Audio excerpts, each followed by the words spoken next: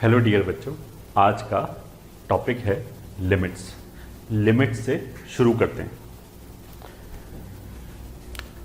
तो first point is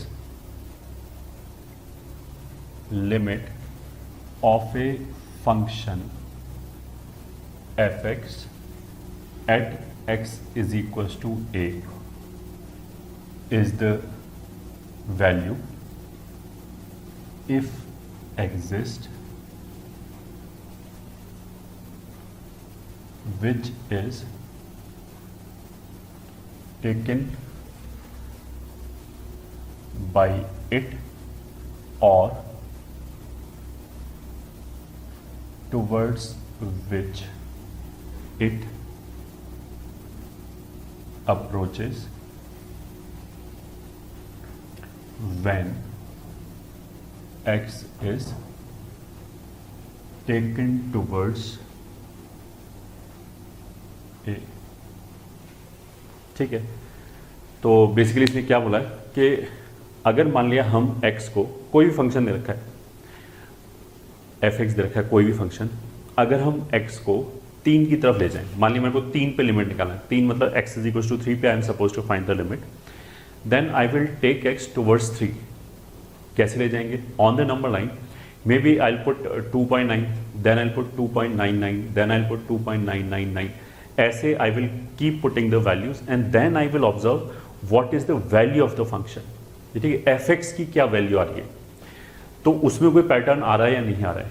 वो जो वैल्यूज आ रही है, ऐसा भी हो सकता है कि वो फिक्स्ड वैल्यू आए कि मैंने 2.9 रखा तो भी 7 आया, 2.99 रखा तो भी 7 आया, 2.999 रखा तो भी 7 आया, ऐसे भी हो सकता है। और ऐसे भी हो सकता है कि वो जो वैल्यू है वो पहले 7.1 आया, फिर 7.01 आया, फिर 7.00 आया। तो दूसरे वाले केस में I can find A pattern कि ये तो लगातार 7 की तरफ जा रहा है, और पहले केस में इट वाज फिक्स्ड 7। तो in both the cases I will से कि लिमिटिंग वैल्यू 7, मतलब x को हम 3 की तरफ लेके गए एंड फिर हमने फंक्शन की वैल्यू f(x) को ऑब्जर्व किया, तो उसमें जो पैटर्न आएगा वो उसकी जो टेंडेंसी होगी जिस वैल्यू की तरफ जाने की, that will be the limiting value. ठीक है, फर्स्ट थिंग हमने ये नहीं बोला कि फंक्शन का वैल्यू क्या है। फंक्शन की वैल्यू फिक्स आ भी सकती है कि लगातार 7 आता चला जा रहा है, ऐसा भी हो सकता है, तो भी आंसर 7 होगा। और या फिर ऐसा भी हो सकता है कि फंक्शन की वैल्यू कॉन्स्टेंटली चेंज हो रहा है, ये ठीक है। तो कॉन्स्टेंटली चेंज हो रहा है तो इफ आई से what is the value of the function, it does not make any sense, ये ठीक है। हम ये बोलेंगे what is the tendency of the function, कि फंक्शन की टेंडेंसी किस वैल्यू की तरफ जाने की, तो जिस वैल्यू की तरफ जाने की वही आंसर हो गया। ठीक है, बहुत सारे बच्चे इसमें कंफ्यूज रहते हैं कि फंक्शन की वैल्यू क्या आ रही है। फंक्शन की वैल्यू तो इन जनरल डायनामिक आएगी, वो तो लगातार चेंज होती जाएगी। अगर मैं एक्स को चेंज कर रहा हूं तो हम उस डायनामिक वैल्यू की बात नहीं करें, हम तो उसकी डेस्टिनेशन की बात करें कि वो किस तरफ जा रहा है। जिस तरफ जा रहा है वो एग्जैक्ट आंसर है लिमिट का। ठीक है, फर्स्ट थिंग तो ये हो गया। अब नंबर लाइन पे हम 3 की तरफ दोनों साइड से जाते हैं, मतलब अगर ये नंबर लाइन है तो 3 की तरफ तो हम राइट से भी जा सकते हैं, लेफ्ट से भी जा सकते हैं। तो इसीलिए left hand limit and right hand limit are used. ठीक है, तो लेफ्ट हैंड लिमिट और राइट हैंड लिमिट का मतलब क्या है कि अगर हम a की तरफ लेफ्ट हैंड साइड से जाएं then it will be called LHL, अगर हम a की तरफ राइट हैंड साइड से जाएं then it will be called RHL। तो पहले तो हम इसी को लिखते हैं limit of a function f(x) at x is equals to a। तो x is equals to a पे लिमिट निकालना है, किसका लिमिट निकालना है? f(x) का। Is the value which is taken by it, तो इसका मतलब तो ये है कि अगर मान लिया कॉन्स्टेंट वैल्यू आ रहा है लगातार, ऐसा भी हो सकता है, या फिर मान लिया फंक्शन का वैल्यू चेंज हो रहा है, तो फिर जिस वैल्यू की तरफ वो जा रहा है that value will be the limiting value. ये ठीक है। And if this value is L, then it can be denoted as limit x is tending towards a f(x) is equals to L। ठीक है, ये तो बता रहा है कि लिमिट लिया जा रहा है। x टेंडिंग टुवर्ड्स a का मतलब क्या है कि x बराबर a पे हम लिमिट निकाल रहे हैं। ये बता रहा है कि किस फंक्शन का लिमिट निकालना है? f(x) का। और ये बता रहा है कि किस वैल्यू की तरफ जा रहा है, वो एग्जैक्ट आंसर हो गया, वो हो गया L। तो जैसे it is not required but फिर भी small rough portion we can write कि मान लिया हमारे पास एक फंक्शन है f x is equals to x square plus 5, ठीक है। अब हमने x की वैल्यू, मान लिया हमें लिमिट निकालना है 2 के ऊपर, तो हमने x की वैल्यू ऐसे रखा 2.1, ठीक है। मतलब नंबर लाइन पे हमें 2 पे लिमिट निकालें तो 2 की तरफ हम जा रहे हैं राइट हैंड साइड से ऐसे, तो 2 के क्लोज हम होते चले जाएंगे।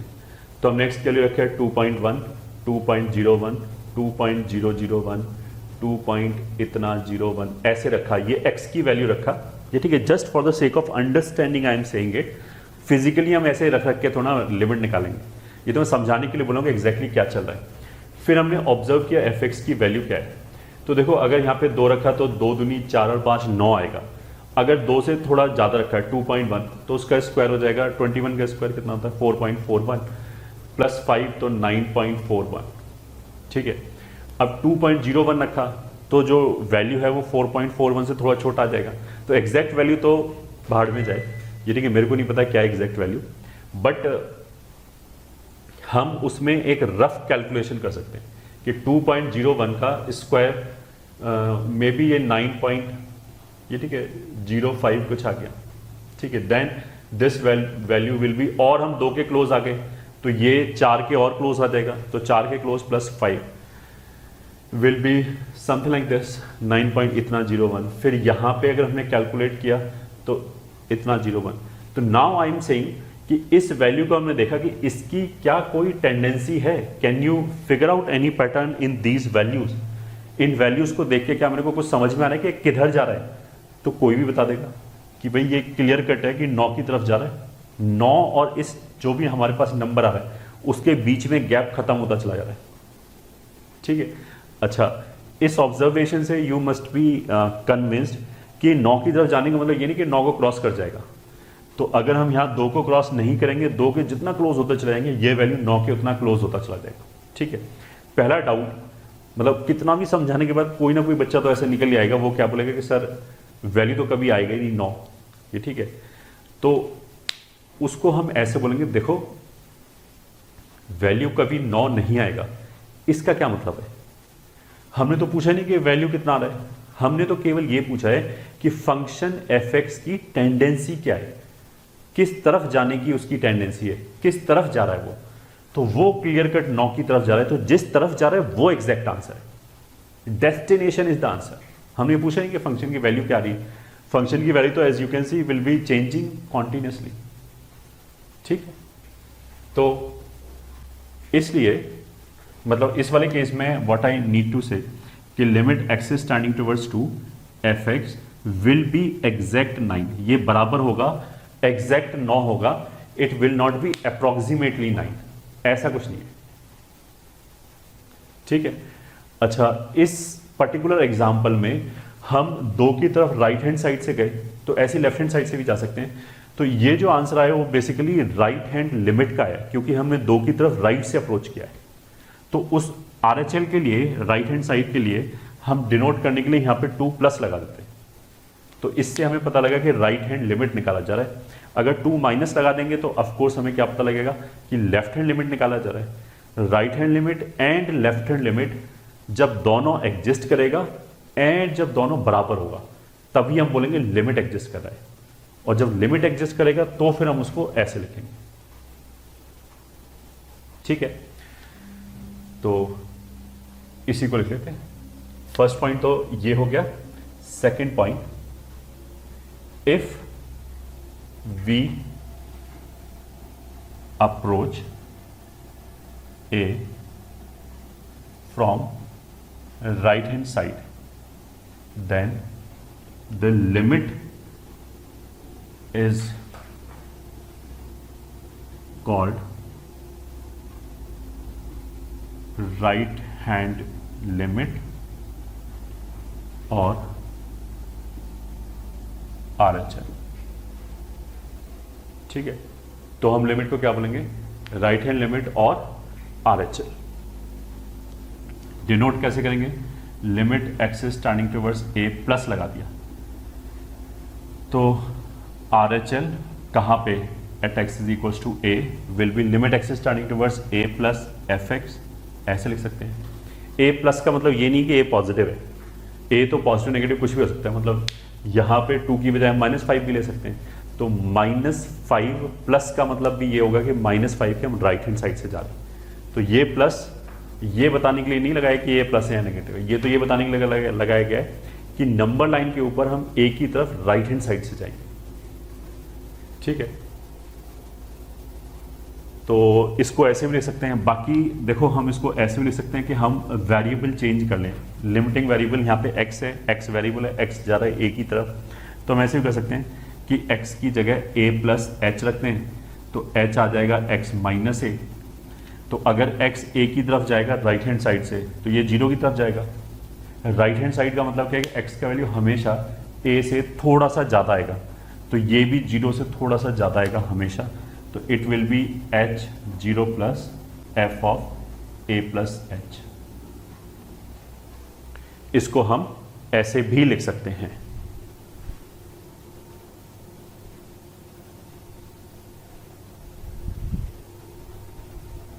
ठीक है, तो RHL को ऐसे भी डिनोट कर सकते हैं, ऐसे भी डिनोट कर सकते हैं। तो इसी तरीके से सिमिलरली LHL क्या हो जाएगा, मतलब RHL का तो मतलब ये हो गया कि हम A की तरफ इस साइड से जा रहे हैं, LHL का मतलब हो गया कि हम A की तरफ लेफ्ट हैंड साइड से जा रहे हैं। तो LHL at x is equal to A will be limit x is tending towards A minus f x. एक तो हम ऐसे डिनोट कर सकते हैं, और this is limit h is tending towards 0 minus f of A plus h, ऐसे लिख सकते हैं। ठीक है, अगर किसी को लग रहा है यहाँ माइनस होना चाहिए तो ध्यान से देखो, यहाँ पे हमने क्या लिखा है, h is standing toward 0 minus, मतलब h 0 की तरफ जा रहा है बट नेगेटिव साइड से जा रहा है। तो अगर नेगेटिव साइड से जाएगा तो यहाँ नेगेटिव नंबर रखा जाएगा h की जगह, तो ये अपने आप a से छोटा हो जाएगा। ठीक है, अगर तुम यहाँ माइनस लिखना चाहते हो तो फिर बाहर लिखना पड़ेगा h is standing toward 0 plus F of a minus H, ऐसे लिखना पड़ेगा। तो LHL लिखने का ये भी तरीका है, ये भी तरीका है, ये भी तरीका है, ये भी तरीका है, कैसे भी लिख सकते हैं। ठीक है, तो note it down.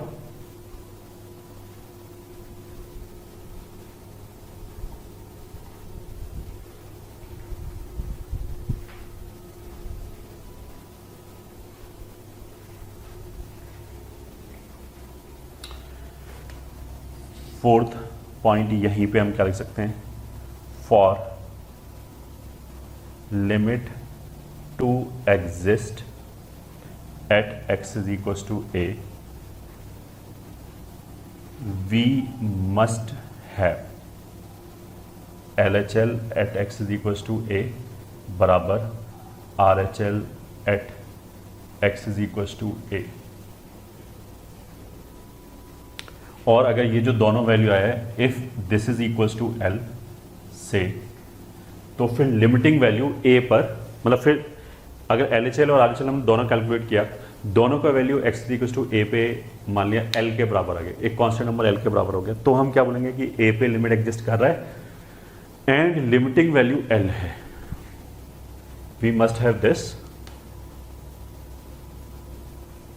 And we say that limiting value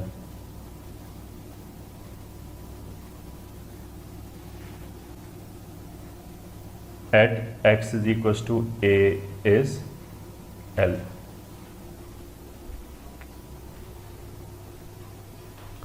सही है, और इसको डिनोट कैसे करेंगे, ऑफ कोर्स ऐसे डिनोट करेंगे, ऐसे डिनोट हो गए। तो अगर मान लिया कहीं ये लिखा हुआ है, अगर कहीं ये लिखा हुआ है तो मेरे को ये समझाना चाहिए ये क्या इंफॉर्मेशन कन्वे कर रहा है। ये जब ही लिख सकते हैं ना जब LHL और RHL दोनों एग्जिस्ट करे एंड बराबर हो। तो कहीं पे भी अगर ये लिखा हुआ है दैट वुड मीन कि LHL और RHL दोनों एग्जिस्ट करता है एंड L के बराबर है, इट विल से दिस। तो pause the video and note it down.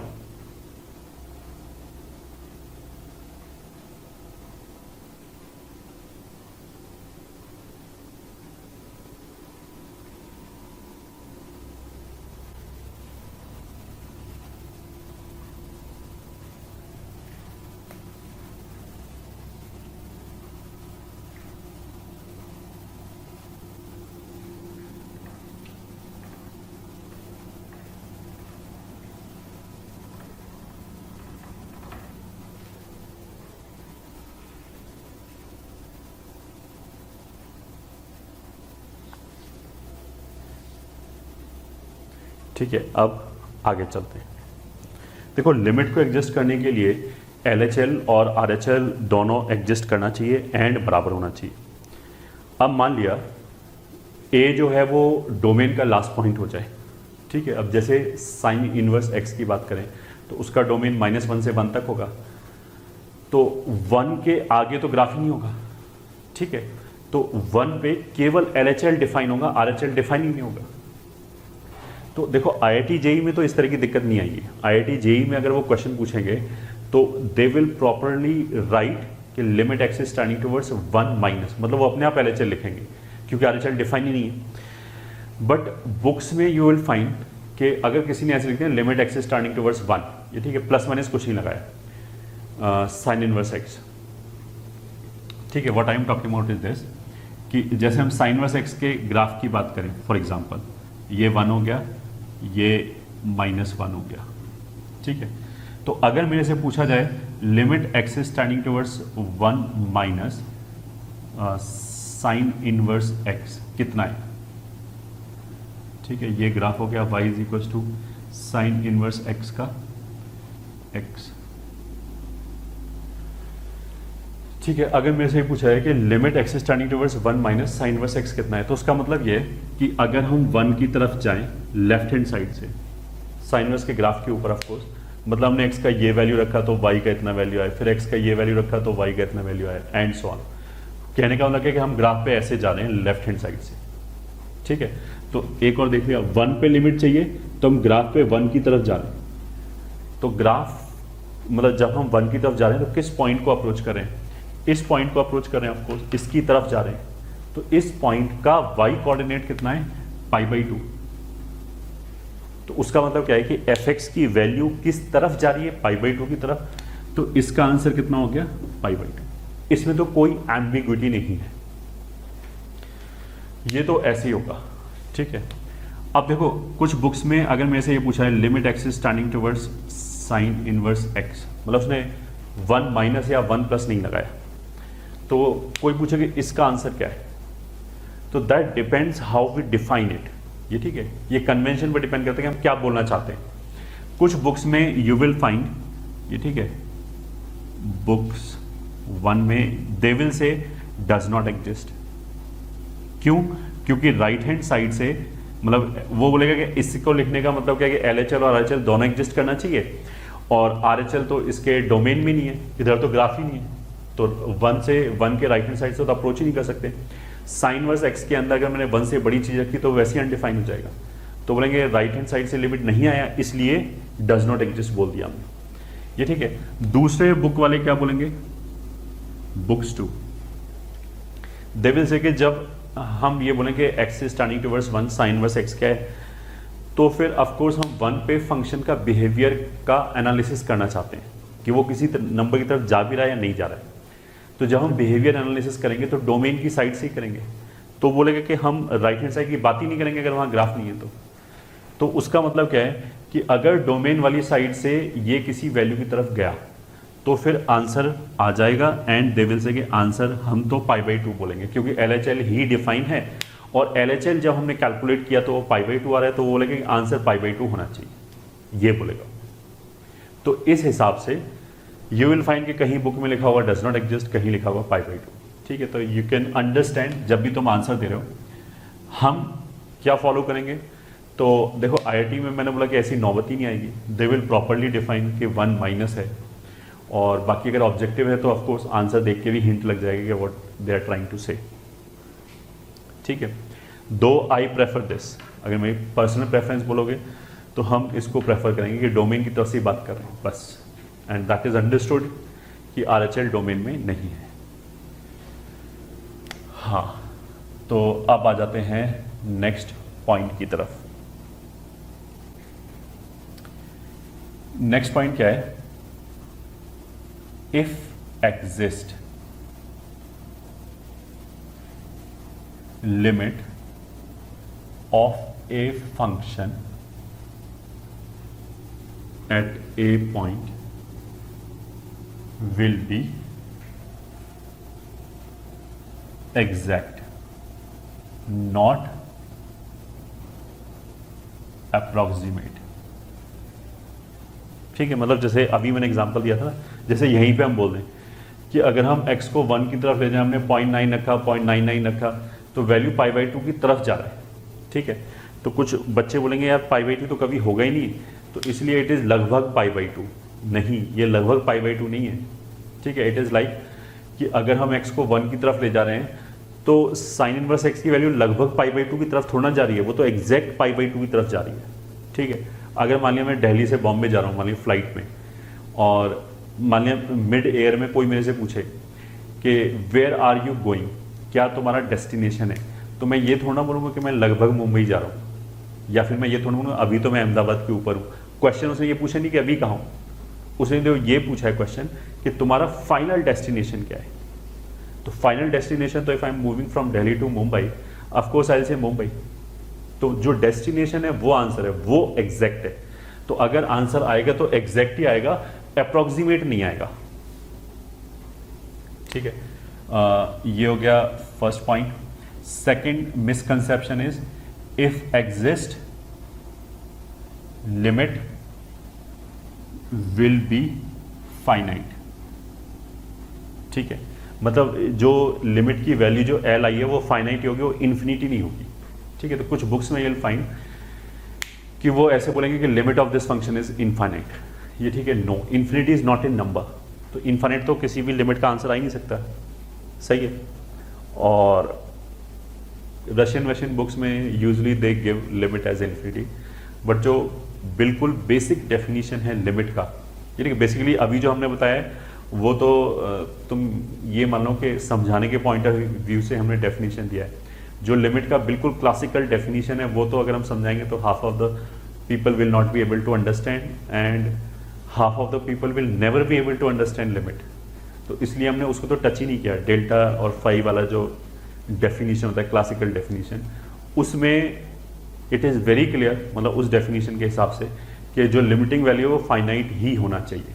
ठीक है, सम पीपल विल टॉक मतलब क्रैप लाइक कि limiting value, limit exist but limiting value does not exist. ये सब कुछ नहीं है। हमारे लिए जो लिमिट का वैल्यू आएगा एल, वो हमेशा फाइनाइट ही आएगा। इन्फिनिटी को हम डज नॉट एग्जिस्ट बोलेंगे। चाहे किसी बुक में अगर तुम कर रहे हो और वहाँ पे अगर इनफाइनाइट वैल्यू दे रखा है लिमिट का, तो अब तुम्हें समझ में आना चाहिए कि गलत है। Will not go into it. ठीक है, third point,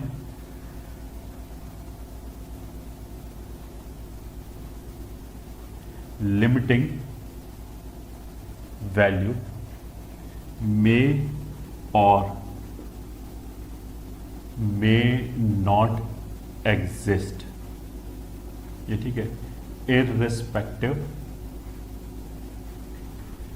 of value of the function at that point. ठीक है, मतलब उस पर्टिकुलर पॉइंट पे फंक्शन की वैल्यू क्या है, उससे लिमिट को कोई मतलब नहीं है। ये ठीक है, जब हम बोलते हैं कि लिमिटिंग वैल्यू क्या है, तब तो हम उस पॉइंट की तरफ जा रहे होते हैं। ये ठीक है, फिर हम देखते हैं कि ग्राफ की टेंडेंसी क्या है। उस पर्टिकुलर पॉइंट पे, पॉइंट ऊपर हो, नीचे हो, कहीं हो ही ना, अनडिफाइन हो जाए फंक्शन, वो सब चलेगा, उसका लिमिट से कोई मतलब नहीं। बेसिकली अगर हम बोलेंगे x = 5 पे फंक्शनल वैल्यू क्या है, ठीक है, तब तो I will draw a vertical line x = 5। फिर हम देखेंगे उस वर्टिकल लाइन पे ग्राफ के ऊपर कौन सा पॉइंट आया। जो भी पॉइंट ग्राफ के ऊपर आया वो तुम्हें f(5) देगा, फंक्शन की वैल्यू एट x = 5 देगा। बट अगर मेरे को लिमिटिंग वैल्यू निकालना है तो मेरे को उस लाइन से कोई मतलब नहीं है, उसके नेबरहुड से, मतलब उसके आसपास वाली वैल्यू से मतलब है, उनकी टेंडेंसी मेरे को देखना है कि क्या हो रहा है।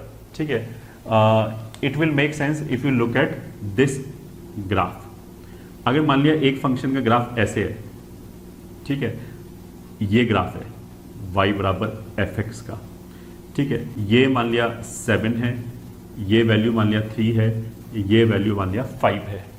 तो इस वाले केस में अगर मैं बोलूं कि फंक्शन की वैल्यू क्या है 7 पे, तो फिर हम ये देखेंगे, देखो ये x = 7 है, तो हमने एक वर्टिकल लाइन खींचा मतलब मैन्युअली नहीं खींचा, ऐसी अपने दिमाग में खींचा, एक वर्टिकल लाइन खींचा, फिर हमने देखा कि इस पर कोई पॉइंट आया क्या, तो आंसर इज हाँ, ये आया। ये फील्ड है, ये ओपन का मतलब क्या है कि यहाँ पे पॉइंट नहीं है।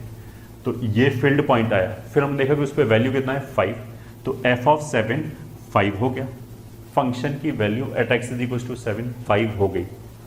ठीक है, अब अगर मेरे से ये पूछा जाए कि limit x is tending towards 7 f of x क्या है, ठीक है, तो x अगर 7 की तरफ जा रहा है तो पहली बार तो हम क्या अपने दिमाग में सोचेंगे LHL या RHL। ठीक है, तो 7 पे हमने ऐसे लाइन खींचा, अगेन दिमाग में खींचा, फिर हम इस लाइन की तरफ गए। अब ध्यान से सुना हम कैसे गए लाइन की तरफ, we will move towards this line over the curve, curve के ऊपर चल के इस लाइन की तरफ जा रहे हैं। फिर हम देख रहे हैं कि हम किस पॉइंट को अप्रोच कर रहे हैं। अब वो पॉइंट वहां पे हो या ना हो कोई फर्क नहीं पड़ता, बस हम ये देखेंगे जिस पॉइंट को अप्रोच कर रहे हैं उसकी y की वैल्यू क्या है।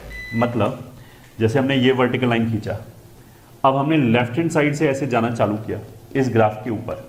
ठीक है, तो जब हम लेफ्ट हैंड साइड से ऐसे जा रहे हैं इस ग्राफ के ऊपर, तो हम किस पॉइंट को अप्रोच करें, इस पॉइंट को। अब यहां पे तो पॉइंट है ही नहीं, कोई फर्क नहीं पड़ता, हम अप्रोच तो इधर ही करें, हमारी जो y की वैल्यू है वो तो इसी की तरफ जा रही है ना, 3 की तरफ। तो LHL कितना हो गया 3, क्योंकि लेफ्ट हैंड साइड से जा रहे हैं। फिर ऐसे ही ये इस लाइन पे हमने राइट पे कर्व ढूंढा, कहाँ है, तो वो ये वाला कर्व है। तो अब हम इस कर्व पे चल के आ रहे हैं इस लाइन की तरफ। फिर हमने देखा कि कहाँ जा रहा है वैल्यू, तो किस पॉइंट को अप्रोच करें, इस पॉइंट को, which is not there, again that does not concern us. इस पॉइंट का y कोऑर्डिनेट कितना है 3, तो y का वैल्यू 3 की तरफ जा रहा है। तो चाहे लेफ्ट हैंड साइड से जाओ चाहे राइट हैंड साइड से जाओ, एक जैसी टेंडेंसी ग्राफ की कि फंक्शन की वैल्यू 3 की तरफ जा रही है। Hence, this limiting value will be 3. ठीक है, this limiting value will be 3.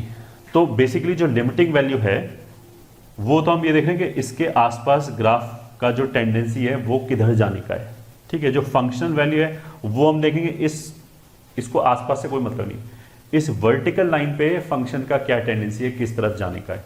तो वो मतलब सॉरी टेंडेंसी नहीं, वो तो एग्जैक्टली एक ही पॉइंट होगा। इस वर्टिकल लाइन पे क्या पॉइंट आ रहा है, तो 5 आ रहा है, तो फंक्शनल वैल्यू 5 है, लिमिटिंग वैल्यू 3 है।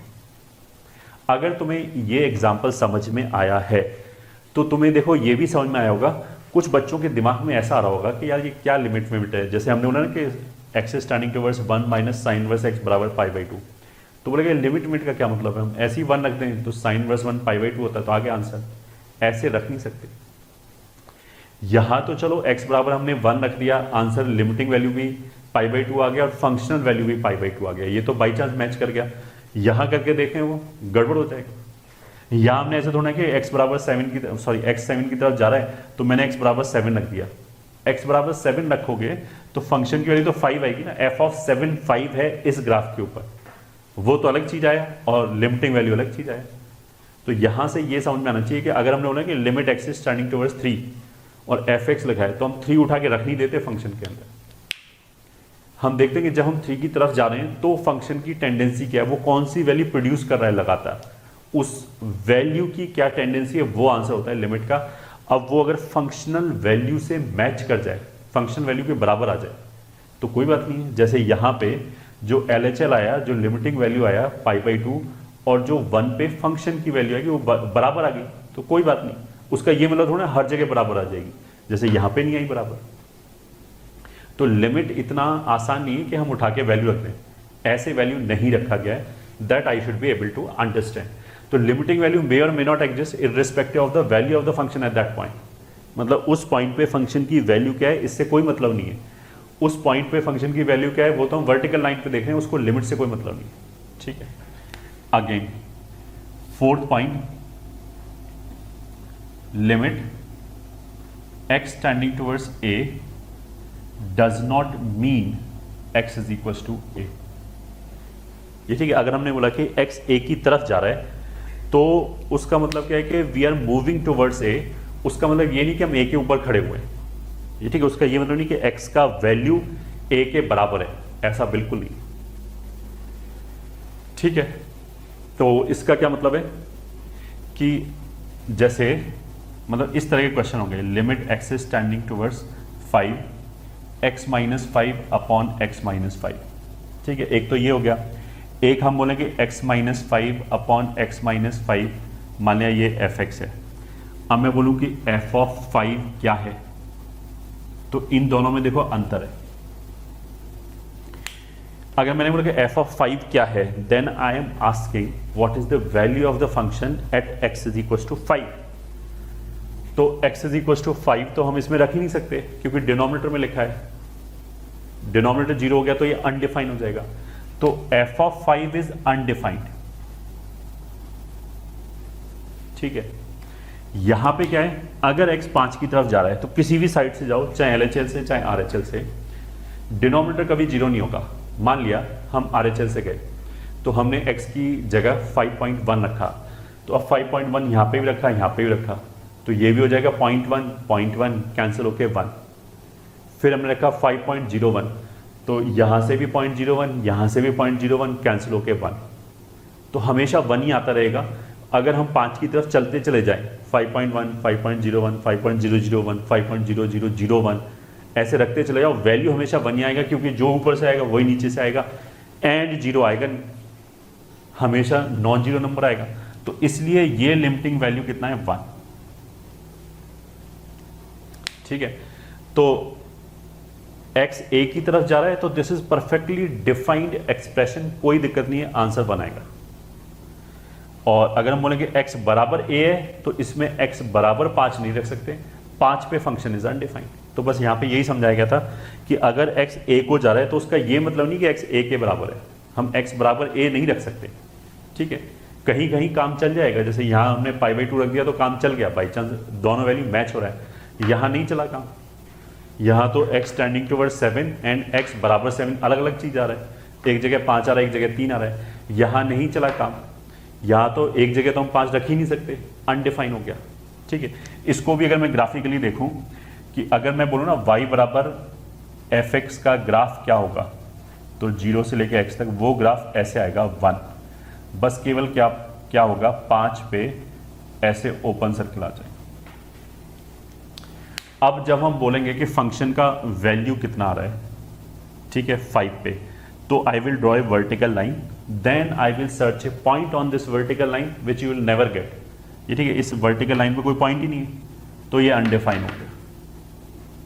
ठीक है, और अगर हमने निकाला limiting value when x is standing towards 5, तो हम 5 की तरफ जाएंगे, तो राइट हैंड साइड RHL निकालने के लिए इस ग्राफ की तरफ जाएंगे।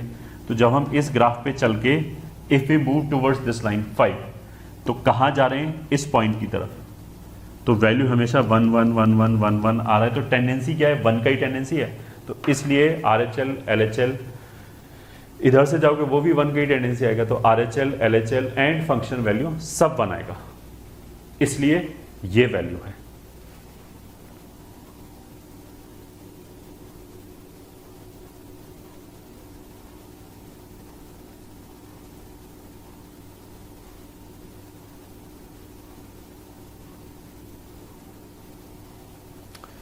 तो नोट इट डाउन।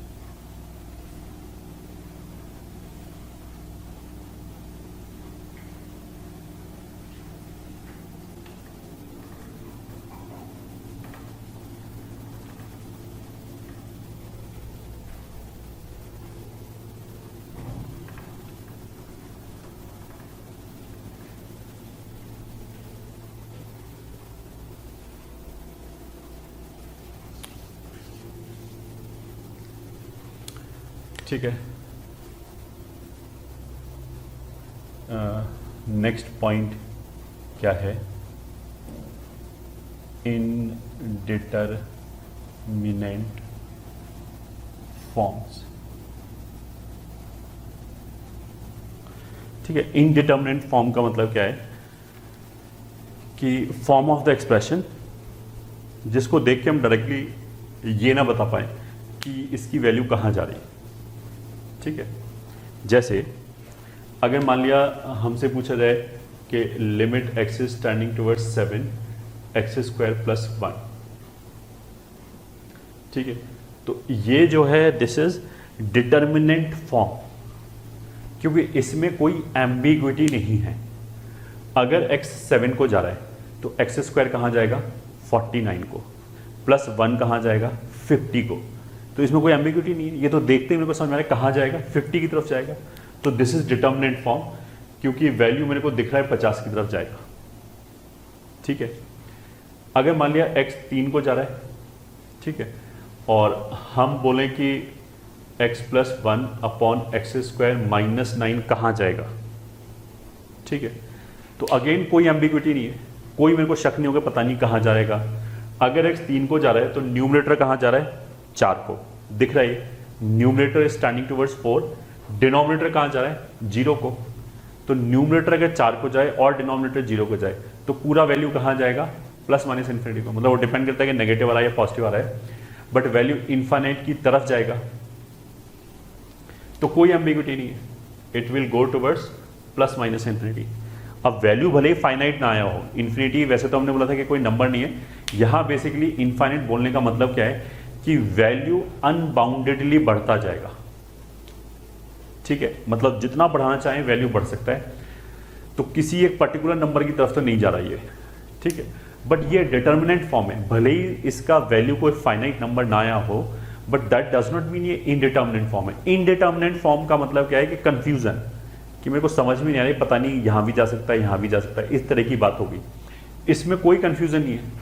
अगर हम बोले कि न्यूमरेटर 4 को जा रहा है और डिनोमिनेटर 0 को जा रहा है, तो मैं ये थोड़ा सोचूंगा कि हो सकता है यार वैल्यू 1 को चला जाए। कैसे चला जाएगा, वैल्यू तो इनफाइनाइट को ही जाएगा, बस प्लस और माइनस इन्फिनिटी हो सकता है ये। ठीक है, बट मेरे को कोई कंफ्यूजन नहीं है, मतलब कोई शक नहीं है कि कहाँ जाएगा वैल्यू। ठीक है, ऐसे ही मान लिया x अगर 1 को जा रहा है और हम लिखते हैं sine pi x into x square minus 1।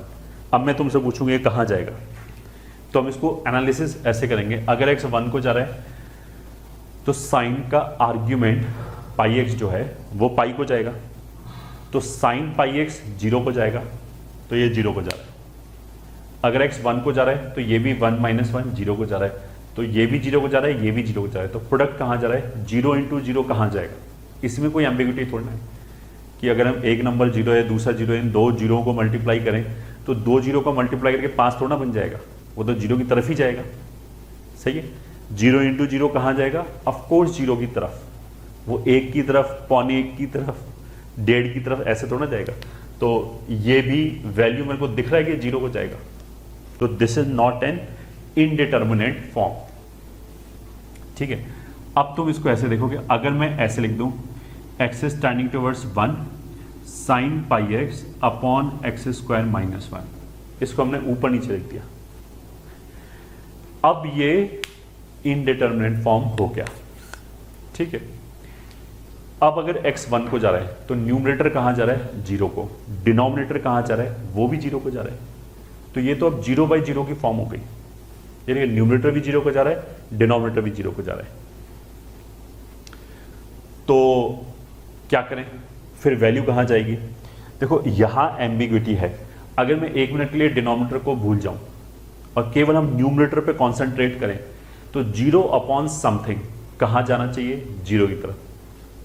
ठीक है, अगर 1 मिनट के लिए मैं न्यूमरेटर को भूल जाऊं, डिनोमिनेटर पे कॉन्सेंट्रेट करूं, समथिंग अपॉन 0 कहां जाना चाहिए इनफाइनाइट को। तो देखो यहां तो एम्बिग्विटी है, यहां तो मैं नहीं बता सकता कि वैल्यू कहां जाएगी। ठीक है, क्योंकि अगर मैं न्यूमरेटर की तरफ देखूं तो मेरे को लगेगा यार वैल्यू 0 की तरफ जाना चाहिए, अगर हम डिनोमिनेटर की तरफ देखें तो लगेगा कि वैल्यू इन्फिनिटी की तरफ जाना चाहिए। तो दिस इज इनडिटर्मिनेंट फॉर्म।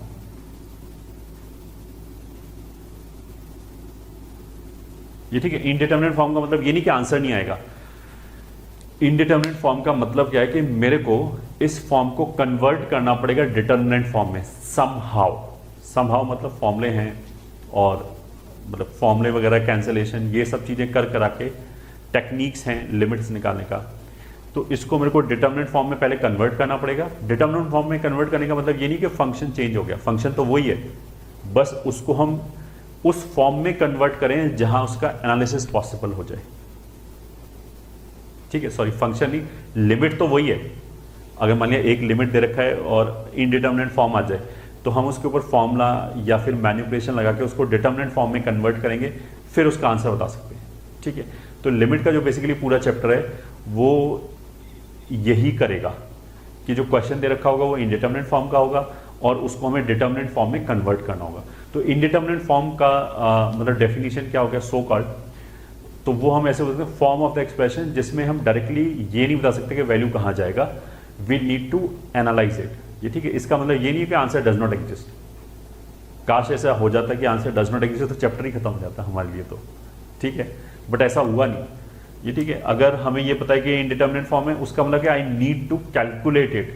अब इसके आगे मेरे को और कैलकुलेशन करनी पड़ेगी इसको डिटर्मिनेंट फॉर्म में कन्वर्ट करने के लिए।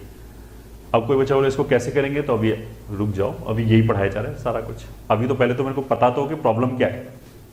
ठीक है, प्रॉब्लम कौन सा है और कौन सा प्रॉब्लम नहीं है मेरे को पहले ये पता होना चाहिए। तो इस वाले केस में कोई प्रॉब्लम नहीं है, इसमें तो सीधा आंसर 0 आ गया। तो डिटर्मिनेंट फॉर्म होगा तो उसमें सीधा आंसर बता सकते हैं, दिख जाएगा मेरे को कोई इधर किधर जा रहा है। इनडिटर्मिनेंट फॉर्म होगा तो थोड़ी सी मेहनत करनी पड़ेगी, उसको डिटर्मिनेंट फॉर्म में कन्वर्ट करना पड़ेगा and then we will be able to find the answer. उसके लिए हमारे पास फॉर्मूले और टेक्निक्स हैं दैट वी विल डिस्कस। ठीक है, तो इनडिटर्मिनेंट फॉर्म को ऐसे ही बोल सकते हैं जैसे यहाँ पे न्यूमरेटर 0 को जा रहा था, डिनोमिनेटर 0 को जा रहा था, तो there was kind of conflict. ये ठीक है, ये तो बोला है कि 0 को जाना चाहिए आंसर। डिनोमिनेटर वाले से हम पूछेंगे तो कहाँ जाना चाहिए, वो बोलेगा कि यार इन्फिनिटी को जाना चाहिए। तो ये एक दूसरे से लड़ रहे हैं। ये ठीक है, यहाँ पे ये 0 को जा रहा है, ये 0 को जा रहा है, दोनों एक ही बात बोलें कि 0 को जाना चाहिए, यहाँ कोई कॉन्फ्लिक्ट नहीं है। ठीक है, तो now let's come to this. अच्छा, ऐसे ही देख लेते हैं। अगर मान लिया हमने ऐसा लिखा कि x is tending towards 1 and tan pi by 2x upon x minus 1। मान लिया ये है, अगर x 1 को जा रहा है तो डिनोमिनेटर में अच्छा 1 रख नहीं देंगे। देखो अगेन ध्यान देने वाली क्या बात है, already we have already said everything. तो अगर तुम ध्यान से सुनोगे तो तुम कभी भी गलतियां नहीं करोगे इस तरह की। हम बोलेंगे यार 1 तो रख ही नहीं सकते, तो अनडिफाइन हो जाएगा। अबे तो 1 रखने के लिए किसने बोला है? इसने ये कब बोला कि x बराबर 1 है? बराबर साइन और एरो में कुछ अंतर तो होता है ना। अगर हम बिल्कुल मतलब सब्जी वाले की तरह ही बात करेंगे, मैथमेटिक्स बिल्कुल भी नहीं आता तो भी बराबर का साइन लगाया और एक हमने एरो लगाया, दोनों में कुछ डिफरेंस तो नजर आता है ना कि अलग अलग तरह की चीजें हैं।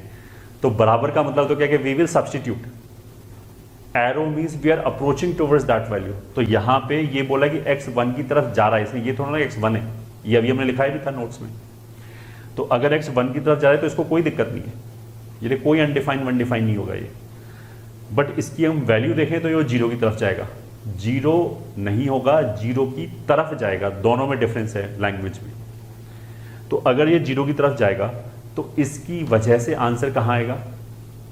यदि केवल हम इस पर कॉन्सेंट्रेट करें, डिनोमिनेटर के ऊपर कॉन्सेंट्रेट करें, तो इसकी वजह से ये पूरा आंसर किधर जाना चाहिए?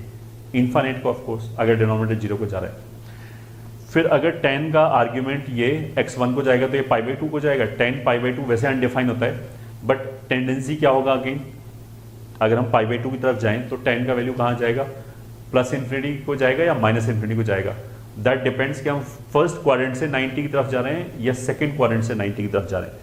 मतलब अगर हम पाई बाई 2 की तरफ लेसर साइड से जा रहे हैं, मतलब 89 डिग्री, 89.9, 89.99 डिग्री ऐसे जा रहे हैं तो इन्फाइनाइट को जाएगा। और अगर 90.01 degree, 90.001 degree right hand side से जा रहे हैं तो माइनस इन्फिनिटी को जाएगा। सेकेंड क्वाड्रेंट में 10 नेगेटिव होता है, होप एवरीबडी नोज इट। ठीक है, तो खैर प्लस माइनस से कोई फर्क नहीं पड़ता, वो तो बाहर निकल जाएगा।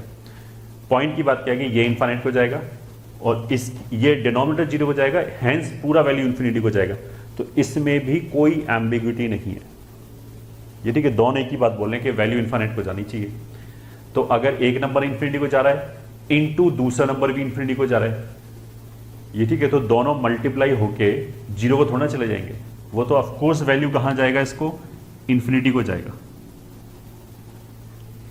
ठीक है, मतलब ये तो इस तरह की बात होगी कि हम बोलेंगे एक नंबर हमने बहुत बड़ा लिया 1 करोड़, फिर हमने एक दूसरा नंबर और उसमें मल्टीप्लाई किया 10 करोड़, तो ये दोनों मल्टीप्लाई होके क्या किसी भी सेन बच्चे को ये डाउट हो सकता है कि यार 1 करोड़ और 10 करोड़ मल्टीप्लाई होकर ऐसा तो नहीं कि 5 बन जाए? अबे 5 कैसे बन जाएगा? ऐसा तो थोड़ा 0 बन जाएगा। 1 crore into 10 crore will be a very big number, ये ठीक है, और भी बिगर नंबर आएगा तो वो और तेजी से इनफाइनाइट की तरफ जाएगा। तो इन दोनों में तो कोई एम्बिग्युइटी नहीं है, इन्फिनिटी इंटू इन्फिनिटी इन्फिनिटी की तरफ जाएगा ऑफ कोर्स। ठीक है, why I am mentioning it, because I have seen one of the popular book right this is an indeterminate form. ये ठीक है, एक बहुत पॉपुलर बुक है सो कॉल्ड, उसमें ये लिख रखा है कि इंडिटरमिनेट फॉर्म है। उसका मतलब क्या है, पता ही नहीं कि इंडिटरमिनेट फॉर्म क्या है। खैर, लेट्स कम टू दिस। तो इंडिटरमिनेट फॉर्म का मतलब क्या है, इसको बार बार ना लिखना पड़े, IF लिख लेते हैं। तो IF is form of the expression, ये ठीक है, is the form of the expression value of which can not be determined directly by observation। ये ठीक है, we need to convert it into determinant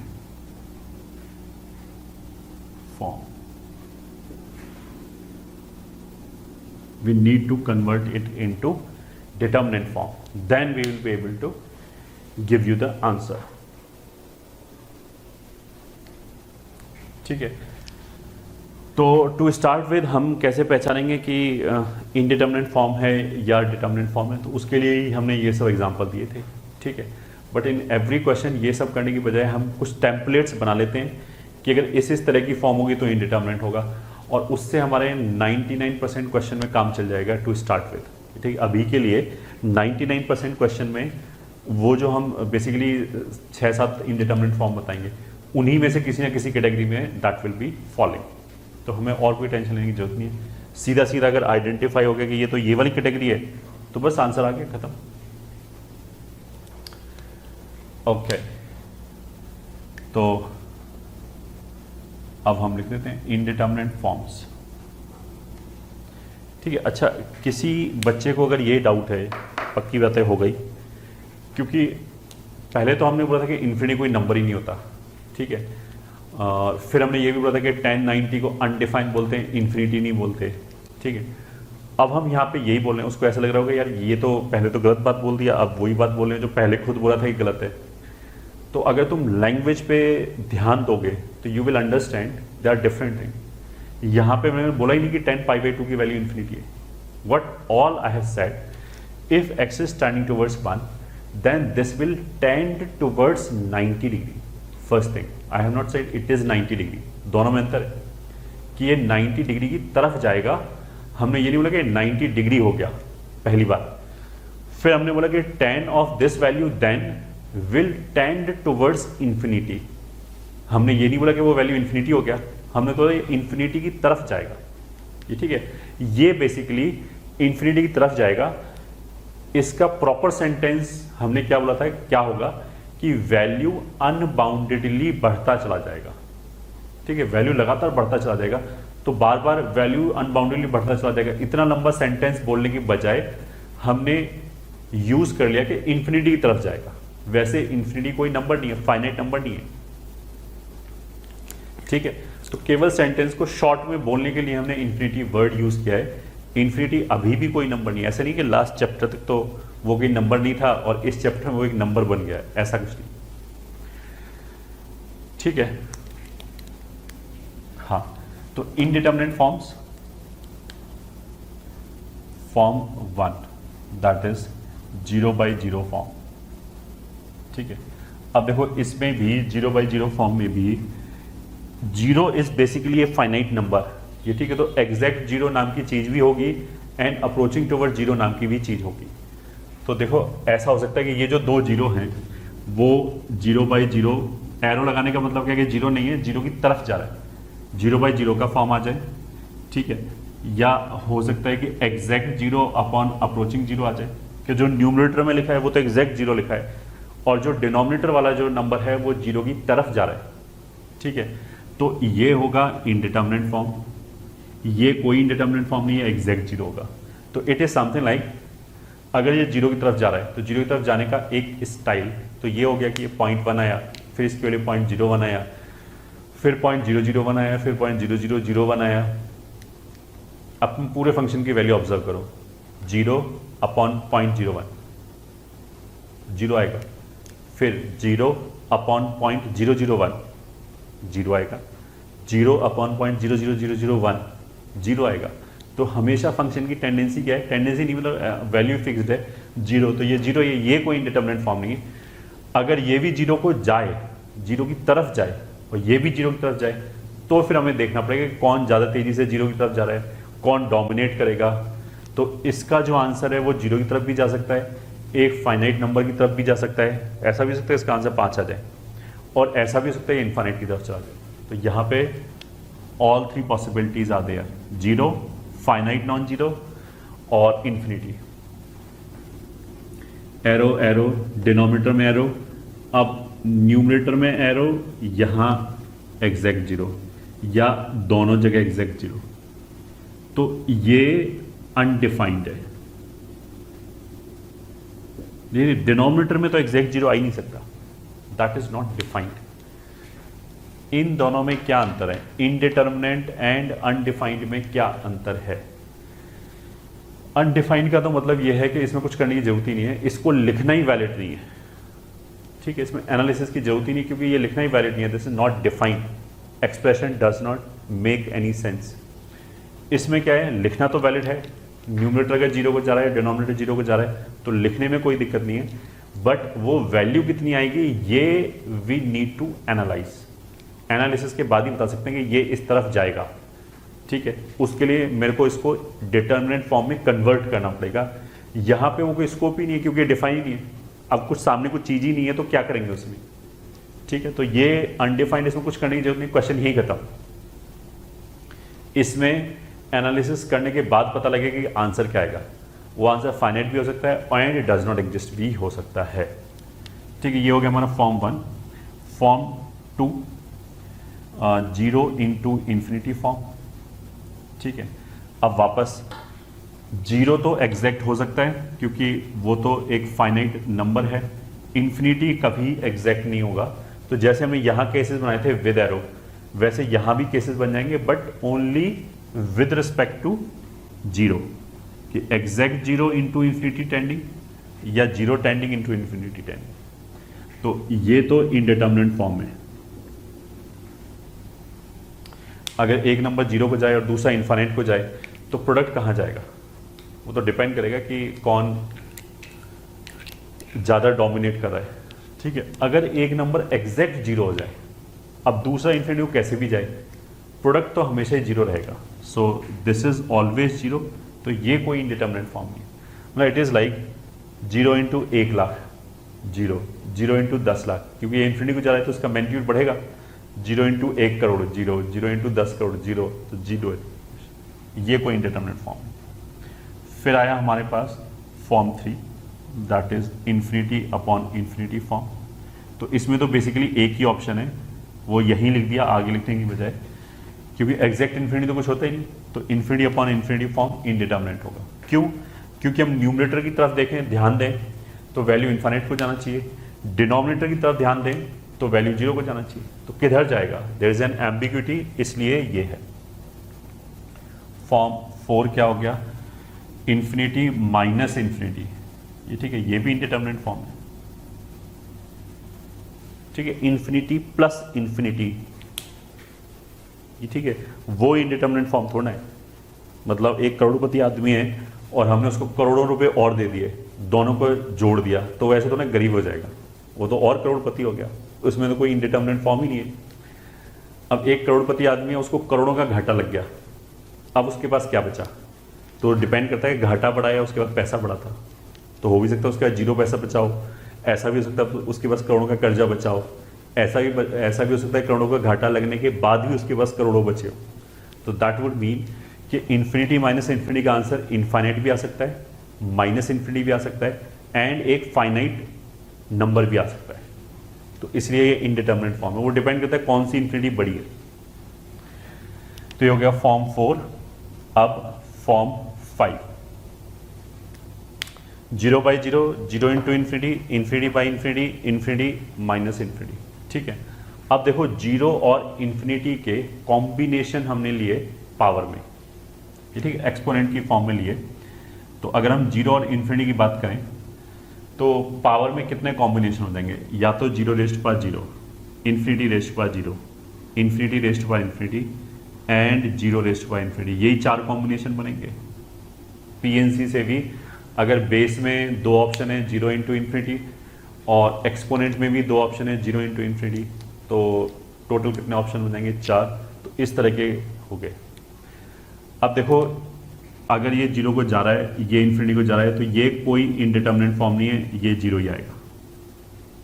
ठीक है, ये इन्फिनिटी को जा रहा है, ये इन्फिनिटी को जा रहा है, कोई इनडिटरमिनेट फॉर्म नहीं है, ये इनफाइनाइट को ही जाएगा। मतलब इन्फिनिटी को इन्फिनिटी में मल्टीप्लाई करें इनफाइनाइट टाइम्स, तो infinity into infinity into infinity into infinity, कोई एम्बिग्यूटी थोड़ा है, वो तो वैल्यू ब्लास्ट हो जाएगा, बढ़ता ही चला जाएगा इनफाइनाइट की तरफ। ऐसा तो ना कि हम एक इन्फिनिटी को मल्टीप्लाई करें दूसरे इन्फिनिटी से, मतलब 10 करोड़ को हमने मल्टीप्लाई किया 100 करोड़ से और प्रोडक्ट आ जाए 5, ऐसा थोड़ा हो सकता है। तो ये तो कोई इंडिटरमिनेट फॉर्म ही नहीं है। ठीक है, 0 रेज़ टू पावर इन्फिनिटी का मतलब क्या है कि 0 को हमने, एक नंबर 0 को जा रहा है, 0 मतलब बहुत छोटा, उसको हमने 0 से मल्टीप्लाई कर दिया और छोटा हो गया, फिर 0 से मल्टीप्लाई कर दिया और छोटा हो गया।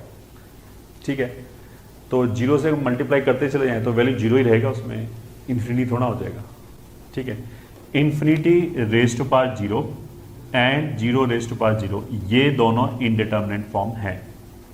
तो हमने टोटल क्या क्या बताया कि 0 और इन्फिनिटी के देखो 4 कॉम्बिनेशंस हैं, उन 4 कॉम्बिनेशंस में 2 कॉम्बिनेशन डिटर्मिनेंट है, इसके लिए मेरे को किसी एनालिसिस की जरूरत नहीं, सीधा सीधा दिख रहा है कि वैल्यू कहाँ जा रहा है। 2 कॉम्बिनेशन ये इनडिटरमिनेट फॉर्म है। ठीक है, याद रखने के लिए हम ऐसे बोल सकते हैं कि जब भी पावर में 0 है, एक्सपोनेंट में जब 0 है, that will be indeterminate form, तो वही हम यहाँ लिखेंगे। तो 0 रेज़ टू पावर 0 फॉर्म। फिर अगेन इस तरह के, ये तो फाइनाइट नंबर्स हैं, तो इस तरह की हमने लिखा, अगर ये भी 0 और ये भी अप्रोचिंग 0, तब तो हो जाएगा इनडिटरमिनेट फॉर्म। ठीक है, सेकंड पार्ट, अगर ये एग्जैक्ट 0 हो जाए, ये अप्रोचिंग 0 हो जाए, तो फिर कोई इनडिटरमिनेट फॉर्म नहीं, आंसर आएगा 0। थर्ड पार्ट, अगर ये अप्रोचिंग हो जाए और ये पावर में 0 हो जाए, तो आंसर आएगा 1। ठीक है, फोर्थ पार्ट, अगर ये भी एग्जैक्ट, ये भी एग्जैक्ट, तो आंसर आएगा अनडिफाइंड।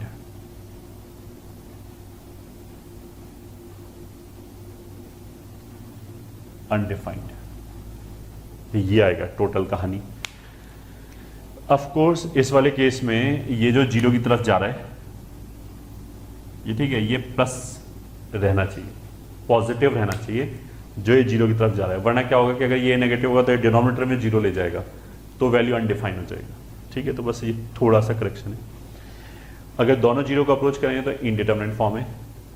ये एग्जैक्ट 0 है, तो एग्जैक्ट 0 रेज़ टू पावर 0.1 0 आएगा, एग्जैक्ट 0 रेज़ टू पावर 0.01 फिर 0 आएगा, तो ये हमेशा 0 रहेगा।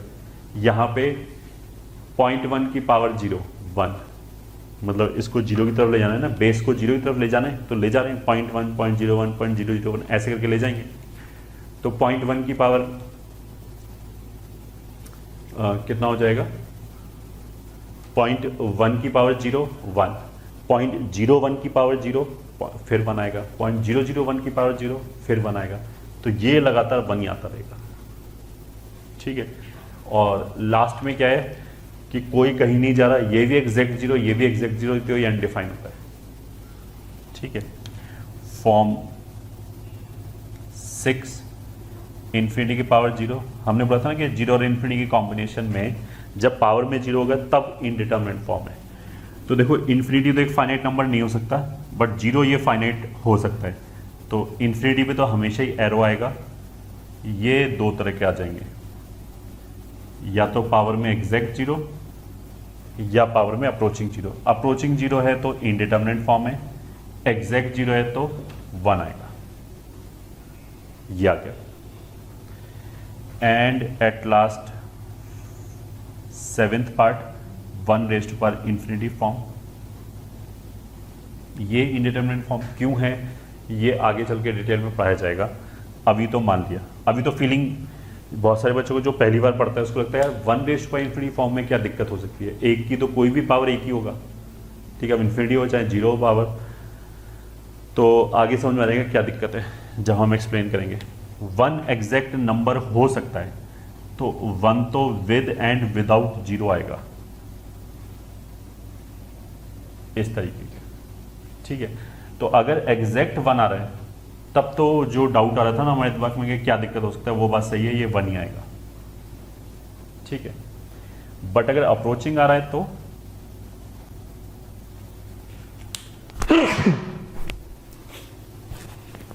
सॉरी,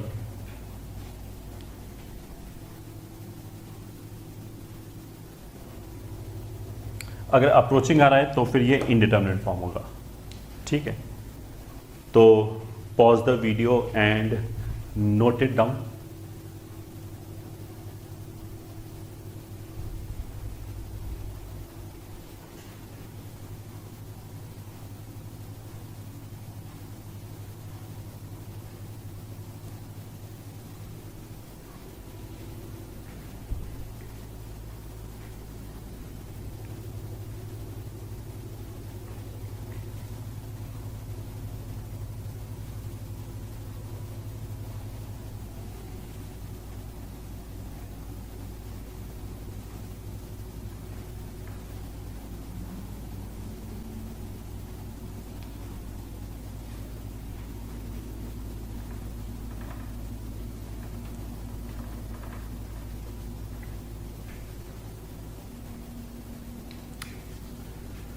ठीक है, अब आगे चलते हैं।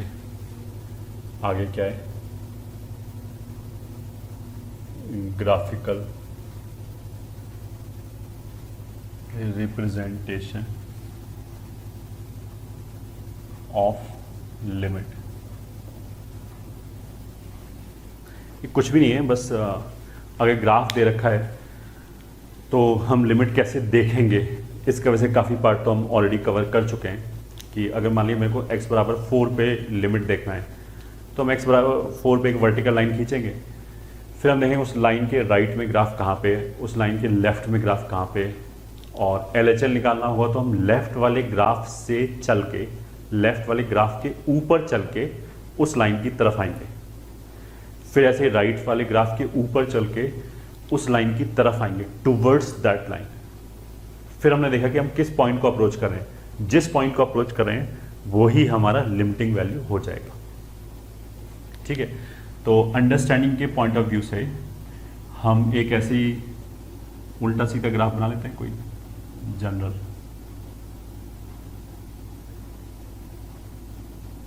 ठीक है। मान लिया ये ग्राफ ऐसे गया,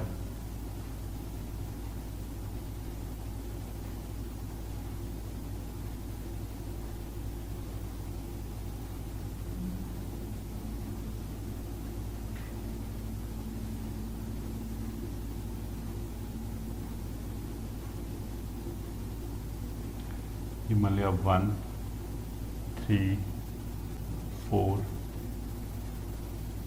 7 9,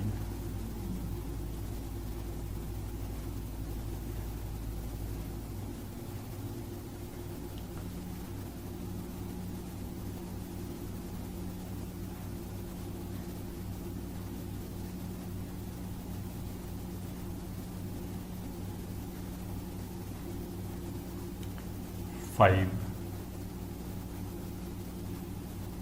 8, 11, 15, 17, मान लिया 20, ऐसे कोई भी नंबर्स ले लिया, ठीक है। मान लिया ये ग्राफ है, ये y is equal to f x का ग्राफ है, एक ही ग्राफ फंक्शन का ग्राफ है। तो इसमें एक एक करके देख लेते हैं। अगर मान लिया हमने 5 से शुरू किया, ठीक है, फर्स्ट पॉइंट एफ ऑफ 5, ये हो गया फंक्शन की value at x is equal to 5। फिर LHL, रादर इतना सब बोलने की बजाय हम ऐसे लिख देते हैं at x is equal to, ठीक है, ये हो गया फंक्शनल वैल्यू, ये हो गया LHL, ये हो गया RHL, ये हो गया लिमिट और सीरियल नंबर।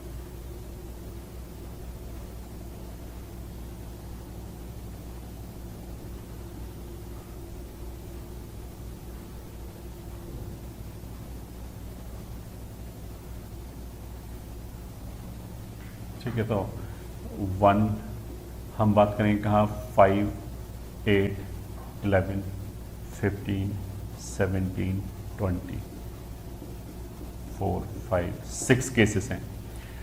तो यहाँ से चालू करते हैं। First, x is equal to 5 पे फंक्शनल वैल्यू क्या है, मतलब f ऑफ 5 क्या है। तो 5 पे हम ऐसे वर्टिकल लाइन खींचेंगे and I search a point on it.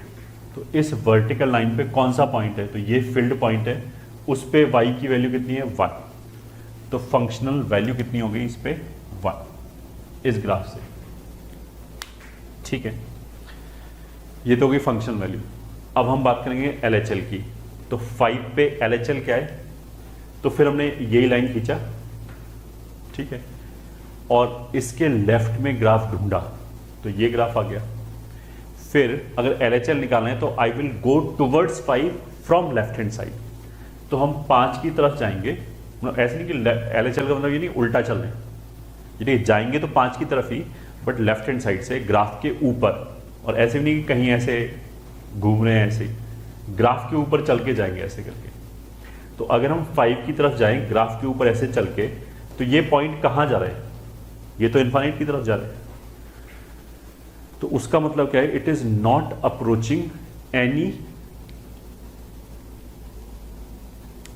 Approaching any finite value. That means कि जो LHL है वो डज नॉट एग्जिस्ट हो गया, और रीजन क्या है, क्योंकि वैल्यू इन्फाइनाइट की तरफ जा रहा है, ठीक है। अब 5 पे अगर मेरे को RHL निकालना हो तो again I will approach towards, एक वर्टिकल लाइन खींचा, इस वर्टिकल लाइन के राइट पे ग्राफ कहाँ है, यहाँ पे। तो हम ग्राफ के ऊपर चल के इस लाइन की तरफ आए, इस लाइन की तरफ आए, तो ऑफकोर्स ऐसे चल रहे हैं तो इस पॉइंट को अप्रोच करेंगे। तो जिस पॉइंट को अप्रोच कर रहे हैं उसके y का वैल्यू क्या है, तो इसके y का वैल्यू कितना है, 1। तो उसका मतलब क्या हो गया कि RHL कितना है, 1, ठीक है। तो लिमिटिंग वैल्यू कितना होगा, लिमिटिंग वैल्यू को इस फंक्शनल वैल्यू से कोई मतलब नहीं है, उसके लिए तो ये दोनों आने चाहिए एंड बराबर आने चाहिए। तो लिमिट के लिए तो ये तो आया ही नहीं, अगर इन दोनों में से एक भी फेल हो गया तो बस ये यही हो गया, डज नॉट एग्जिस्ट, क्योंकि LHL ही नहीं आया, ठीक है। अब दूसरे पे आते हैं, x इज इक्वल टू 8 पे। तो 8 कहाँ है, ये, ठीक है। फंक्शनल वैल्यू क्या है, तो इस पूरी लाइन पे मैंने कोई पॉइंट ढूंढा, मिला क्या, हाँ ये मिला। इस पे y का वैल्यू कितना है, 7। तो फंक्शनल वैल्यू कितनी हो गई, फंक्शनल वैल्यू कितनी हो गई, 7। फिर वही LHL RHL। अब 8 की तरफ हमने लेफ्ट में ग्राफ ढूंढा, ये ग्राफ है, तो इस ग्राफ के ऊपर लेफ्ट हैंड साइड से चल के 8 की तरफ मूव किया। तो अगर ऐसे मूव किया तो इस पॉइंट की तरफ जा रहे हैं। यहाँ पे भले ही पॉइंट ना हो, ये तो मैंने बोला था ना कि इस पे भले ही पॉइंट ना हो, उससे कोई फर्क नहीं पड़ता, बट जब हम इस ग्राफ पे ऐसे जा रहे होंगे तो y की वैल्यू किस तरफ जा रहा होगा, 3 की तरफ। तो उसका मतलब क्या है, इस वाले केस में LHL कितना आ जाएगा, 3। 8 के राइट हैंड साइड पे ग्राफ का है, ये ऐसे करके।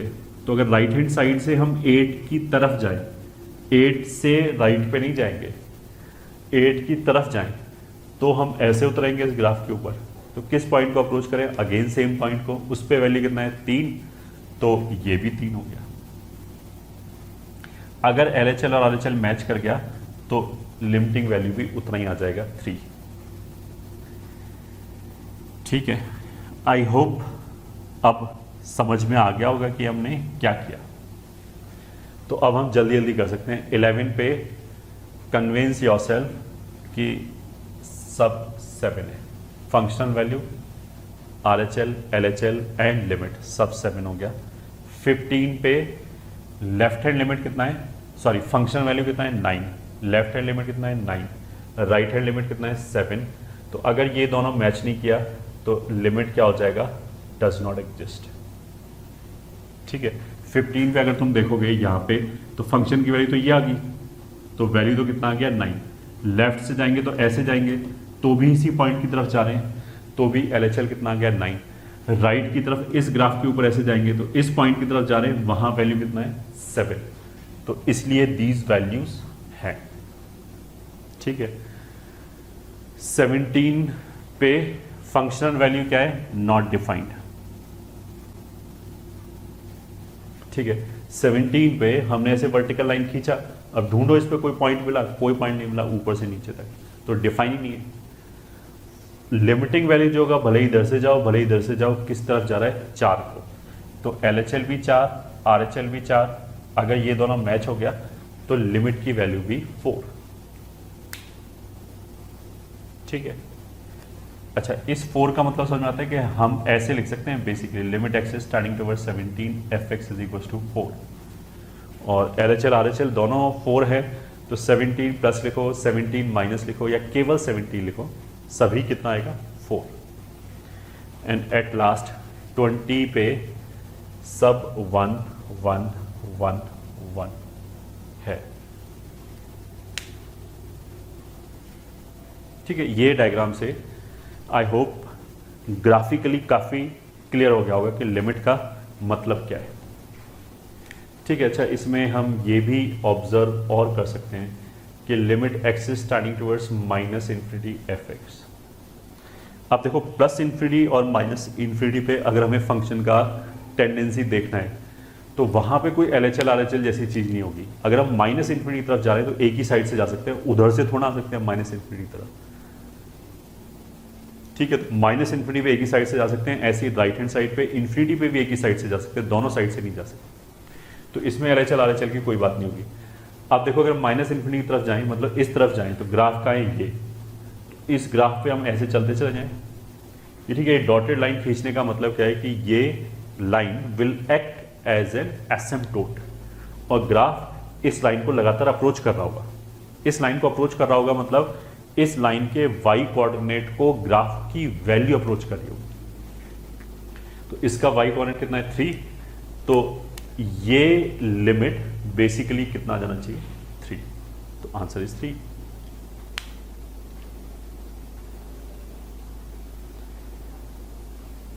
ठीक है, आई होप ये समझ में आया होगा।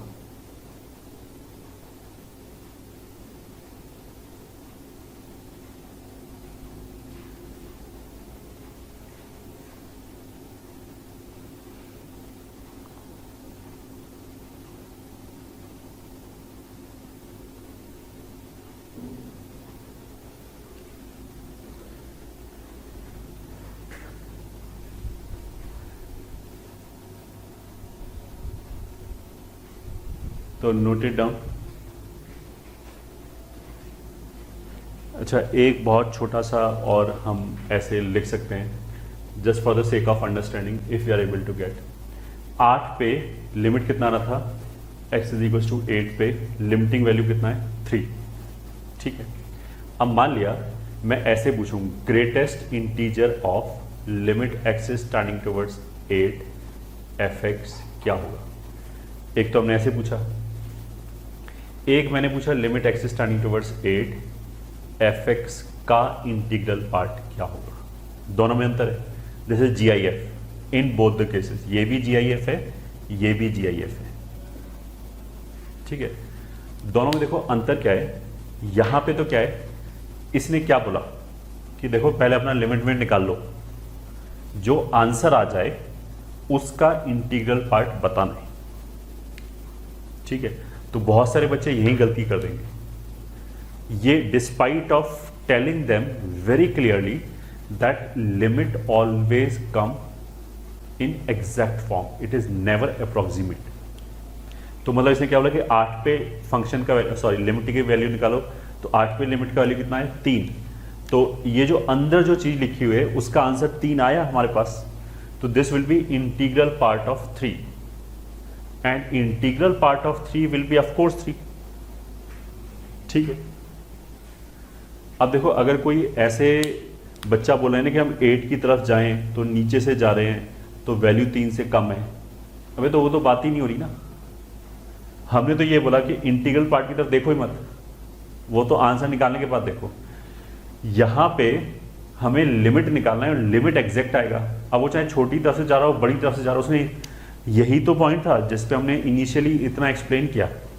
उसने ये थोड़ा बोला कि फंक्शन की वैल्यू क्या है, उसने बोला फंक्शन की वैल्यू जिस तरफ जा रही है वो डेस्टिनेशन हमारा एग्जैक्ट आंसर है, बस केवल ये बोला। तो इसमें फंक्शन की वैल्यू 3 की तरफ जा रही है, तो 3 हमारा एग्जैक्ट आंसर है। अब एग्जैक्ट 3 वाले आंसर का इंटीग्रल पार्ट 3 आएगा। इसमें क्या अंतर है, इसमें फंक्शन ही चेंज कर दिया हमने, function is no more f x का लिमिट थोड़ा निकाल लें, greatest integer of f x का लिमिट निकाल लें, ठीक है। तो इस बार क्या होगा कि हम ये देखेंगे कि x को फिर वही 8 की तरफ लेके गए, एक बार हम लेसर साइड से लेके गए तो 8 की तरफ जब इस साइड से ले जाएंगे तो वैल्यू कहां जाएगा 3 की तरफ, ठीक है। बट 3 की तरफ कैसे जाएगा, 3 से तो कम ही है ना, यहाँ पे जो वैल्यू आएगा वो ऐसा आएगा 2.9, 2.99, 2.999, तो उसका इंटीग्रल पार्ट, फंक्शन तो अब हमारा पूरा ये है ना, इस फंक्शन की वैल्यू देखनी है मेरे को, greatest integer of f x की वैल्यू देखनी है, एफ एक्स की वैल्यू नहीं देखनी क्योंकि अब लिमिट बाहर है। तो इसका अगर मैं देखो LHL निकालूं तो जो अंदर नंबर आया वो किस तरीके से आया 2.9, 2.99, 2.999, तो उसका integral part I will keep getting 2.9 का 2, 2.99 का इंटीग्रल पार्ट 2, 2.999 का इंटीग्रल पार्ट 2, तो जो वैल्यू का टेंडेंसी है इस पूरे का वो फिक्स्ड है, 2 ही आएगा। तो आंसर कितना हो गया LHL का 2। अगर हम निकालें RHL तो मतलब हम 8 की तरफ ऊपर से जा रहे हैं ऐसे करके, तो ये भी वैल्यू 3 की तरफ जा रही है, बट इस बार जो वैल्यू आएगा, मान लिया हमने 8.1 रखा, तो जो फंक्शन की अंदर वाले फंक्शन की वैल्यू आई वो 3.1 आई, फिर हमने 8.001 रखा तो फंक्शन की वैल्यू 3.0001 आई, कुछ ऐसे करके, तो उसका integral part will keep coming 3, 3, 3, तो इसलिए RHL इज 3। तो for this function that is integral part of f x, what is LHL 2। Does LHL exist, हाँ, तभी तो 2 आंसर आए। डज RHL एग्जिस्ट, हाँ, ठीक है, तभी तो आंसर 3 आए। Does limiting value exist, then answer is no, ठीक है। अगर हम बोलेंगे इस लिमिट का आंसर क्या है, तो वो आंसर क्या है, डज नॉट एग्जिस्ट, क्योंकि ये दोनों वैल्यू बराबर ही नहीं है, LHL और RHL मैच ही नहीं हुआ, इसलिए डज नॉट एग्जिस्ट हो गया।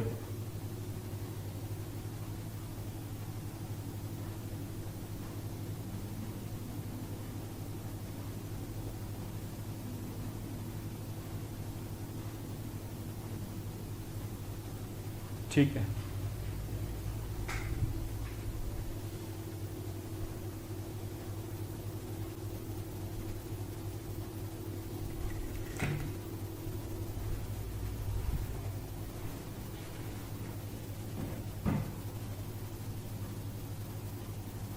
हेलो बच्चों, अब लिमिट में नेक्स्ट कॉन्सेप्ट की तरफ चलते हैं and that concept is reasons of non existence of limits, ठीक है, reasons of non existence of limits, के लिमिट के एग्जिस्ट नहीं करने का क्या क्या रीजन हो सकता है। तो सबसे पहले तो लिमिट एग्जिस्ट करने के लिए क्या क्या होना चाहिए, LHL एंड RHL दोनों एग्जिस्ट करना चाहिए एंड इक्वल होना चाहिए। तो यहीं से you can get A clue कि क्या क्या हो सकता है, कि या तो LHL और RHL में से एक एग्जिस्ट ना करें, ठीक है, दूसरा ऐसा हो सकता है कि एग्जिस्ट कर जाए दोनों इंडिविजुअली बट बराबर ना, बस यही रीजन हो सकता है। तो फर्स्ट पार्ट क्या हो सकता है, LHL और RHL और बोथ, ठीक है, अप्रोचेस टुवर्ड्स इंफिनिटी और माइनस इंफिनिटी। अगर LHL RHL या दोनों ही में से एक इंफिनिटी चला जाए, मतलब दोनों ही या तो इंफिनिटी चला जाए या माइनस इंफिनिटी चला जाए, तो लिमिट डज नॉट एग्जिस्ट होगा। सेकंड, LHL और RHL और बोथ, ये ठीक है, फ्लक्चुएट्स, ठीक है। जैसे इसका एक एग्जाम्पल हम ले सकते हैं कि अगर हमने बोला limit x is tending towards 3 और 1/x² माइनस 9, तो इसमें क्या होगा, अगर x 3 को जाएगा तो x² माइनस 9 0 को जाएगा, तो दोनों ही LHL और RHL फाइनाइट वैल्यू नहीं आएगा, दोनों ही इनफाइनाइट को जाएगा, एक बेसिकली प्लस इन्फिनिटी को जाएगा, एक माइनस इन्फिनिटी, तो ये डज नॉट एग्जिस्ट हो गया, क्योंकि इसमें जो RHL है वो तो जाएगा प्लस इन्फिनिटी को, LHL जो है वो जाएगा माइनस इन्फिनिटी को। ये कैसे पता लगा प्लस इन्फिनिटी या माइनस इन्फिनिटी, RHL का मतलब क्या है कि x जो है वो 3 की तरफ जाएगा पर 3 से थोड़ा सा ज़्यादा होगा, तो जो उसका स्क्वायर है वो 9 से थोड़ा सा ज़्यादा होगा, तो दिस माइनस दिस 0 को तो जाएगा बट 0 से थोड़ा सा ज़्यादा होगा, मतलब 0 प्लस होगा, पॉजिटिव नंबर आएगा, तो 0 प्लस का रेसिप्रोकल तो इन्फिनिट को जाएगा, इसलिए वैल्यू इन्फिनिटी आएगा। दूसरा फिर ऑब्वियस हो गया कि माइनस इन्फिनिटी को जाएगा, ठीक है। फ्लक्चुएट्स का मतलब क्या है कि वैल्यू ऊपर नीचे जा रहा है, इसके लिए एग्जांपल इसी तरीके का लिख सकते हैं, limit x is tending towards 3 और मैं लिख दूं साइन x माइनस 3, साइन के अंदर 1/x माइनस 3, तो इसमें क्या होगा कि अगर x 3 को जाएगा तो ये 0 को जाएगा, इसका रेसिप्रोकल इन्फिनिटी को जाएगा, साइन के अंदर अगर आर्ग्यूमेंट इन्फिनिटी को जा रहा है तो साइन का वैल्यू तो इन्फिनिटी को नहीं जा सकता, साइन का वैल्यू तो -1 और 1 के बीच में रहेगा, बट वैल्यू लगातार फ्लक्चुएट करता रहेगा -1 और 1 के बीच में, ठीक है। तो इसका आंसर भी क्या है, डज नॉट एग्जिस्ट, और रीजन क्या है, value will fluctuate between -1 and 1, -1 और 1 के बीच में लगातार फ्लक्चुएट करता रहेगा। अब आते हैं थर्ड पॉइंट की तरफ, मतलब ये तो वो रीजन हो गया कि जब उन दोनों में से कोई इन्फिनिटी को चला गया, कोई माइनस इन्फिनिटी चला गया या फ्लक्चुएशन करने लग गया। इसके अलावा अब क्या होगा कि दोनों एग्जिस्ट कर जाए बट बराबर ना आए, ठीक है। तो थर्ड पॉइंट क्या होगा, both exist but are unequal, ठीक है, दोनों एग्जिस्ट कर रहा है बट अनइक्वल है। इसका रीजन ले सकते हैं, मान लिया हमने लिखा limit x is tending towards 5 e raise to power fractional part of x, ठीक है, very simple function e raise to power fractional part of x। अब इसमें क्या होगा, आंसर क्या आएगा, डज नॉट एग्जिस्ट। रीजन क्या होगा कि अगर हम फ्रैक्शनल पार्ट का ग्राफ बनाएं ऐसे करके, ठीक है, ऐसे बनता है उसका ग्राफ, ठीक है, इसको हटा देते हैं, तो 5 पे निकालना है हमें वैल्यू। 5 पे क्या होगा कि अगर मैं 5 के लेफ्ट हैंड साइड से जाऊं then I will be moving something like this, तो तब तो वैल्यू कहाँ जाएगा, 1 को। तो जो इसका LHL आएगा लेफ्ट हैंड लिमिट, मतलब limit x is tending towards 5 minus e raise to power fractional part of x, उसमें ये फ्रैक्शनल पार्ट ऑफ x कहाँ जाएगा, 1 को, तो e रेज टू पावर 1 कहाँ जाएगा, e को, तो लेफ्ट हैंड लिमिट e आ गया। जो इसका राइट हैंड लिमिट होगा उसमें क्या होगा, x will be tending towards 5 plus e raise to power fractional part of x। तो 5 की तरफ हम इस साइड से जाए ऐसे करके, तो वैल्यू कहाँ जा रहा है, नीचे 0 की तरफ, तो e raise to power 0 will be 1। तो LHL एग्जिस्ट कर रहा है, हाँ, RHL एग्जिस्ट कर रहा है, वो भी हाँ। LHL और RHL दोनों एग्जिस्ट तो कर रहे हैं, बट उनकी वैल्यू इक्वल नहीं आई, एक अलग आ गया, एक अलग आ गया, इसलिए लिमिट डज नॉट एग्जिस्ट हो गया। तो ये फिर नेक्स्ट अगला रीजन हो गया लिमिट के एग्जिस्ट नहीं करने का। ठीक है, तो एक छोटा सा आर्टिकल था कि लिमिट क्यों नहीं एग्जिस्ट कर रहा। आगे चलते हैं, अलजेब्रा ऑफ लिमिट्स, ठीक है, या फिर जैसे रूल्स। तो फर्स्ट अगर कुछ ऐसे लिखा है limit x is standing towards ए और एफ एक्स की लिमिट निकालना है, अंदर एक नंबर के मल्टीप्लाई कर रखा है, तो कोई दिक्कत नहीं है, के बस बाहर आ जाएगा। Limit x is standing towards A F x, एक तो ये आ गया। सेकेंड पार्ट, अगर ऐसे लिखा है एफ एक्स प्लस माइनस जी एक्स, तो हम क्या कर सकते हैं, लिमिट को अलग अलग ब्रेक कर सकते हैं। एफ एक्स इसको अलग कर दिया, plus minus limit x is starting towards a g x, इसको अलग कर दिया, ये अलग कर दिया, ये अलग कर दिया। ठीक है, बस इसमें थोड़ा सा हमें क्या ध्यान रखना पड़ेगा कि जो राइट हैंड साइड है, मतलब ये दो लिमिट का सम आ गया इंडिविजुअली, ये कोई इनडिटर्मिनेट फॉर्म नहीं होना चाहिए। मतलब ये ऐसा नहीं होना चाहिए बेसिकली कि इन्फिनिटी को चला जाए और माइनस ये इन्फिनिटी को चला जाए, तो फिर इन्फिनिटी माइनस इन्फिनिटी का इंडिटर्मिनेट फॉर्म आ जाएगा, तो फिर ऐसा नहीं कर सकते। ठीक है, अब इसमें देखो क्या क्या हो सकता है। अगर ये इन्फिनिटी माइनस इन्फिनिटी का फॉर्म बन जाए, मेरे को दिख रहा है, तो फिर क्या करेंगे, ऑफ कोर्स सेपरेट नहीं करेंगे, मिला के ही लिमिट निकालेंगे विदाउट सेपरेटिंग। पहला पॉइंट तो ये हो गया। दूसरा पॉइंट, किसी किसी क्वेश्चन में होगा मेरे को पता ही नहीं लगेगा ये इन्फिनिटी माइनस इन्फिनिटी का फॉर्म है या नहीं है, तो कोई बात नहीं, हमने सेपरेट किया, आगे क्वेश्चन करना चालू कर दिया। आगे जाके अगर कहीं इन्फिनिटी माइनस इन्फिनिटी का फॉर्म आ गया तो हम वापस लौट आए, यहीं से वापस क्वेश्चन चालू किया विदाउट सेपरेटिंग। दूसरा पॉइंट ये हो गया। तीसरा पॉइंट क्या हो गया कि अगर मान लिया हमने एक बार सेपरेट कर दिया, ठीक है, और आगे हम सॉल्व करते चले गए, लास्ट में जाके हमारा आंसर नहीं आ रहा विदाउट इन दोनों को मिलाए हुए, मतलब हमने पहले सेपरेट किया, इसको मैनिपुलेट किया। ठीक है, लिमिट में हमने बोला था कि इनडिटर्मिनेट फॉर्म को डिटर्मिनेट फॉर्म में कन्वर्ट करते हैं, तो उस तरह की हमने मैनिपुलेशन लगाया, तो आगे जाके मैनिपुलेट हो गए, कुछ आ गया, ये कुछ आ गया, लास्ट में जो एक्स के एक्सप्रेशन आए वो दोनों मिलके मान लिया आंसर आ रहा है, तो हम वापस नहीं मिला सकते। अगर एक बार हमने सेपरेट कर दिया, लिमिट को अलग अलग कर दिया, तो फिर ये इसका इंडिपेंडेंट आंसर आना चाहिए, इसका इंडिपेंडेंट आंसर आना चाहिए। उन आंसर्स को तो मिला सकते हैं कि पहले का आंसर 5 आ गया, दूसरे का आंसर 3 आ गया और बीच में प्लस है, तो आंसर 8 आ जाएगा।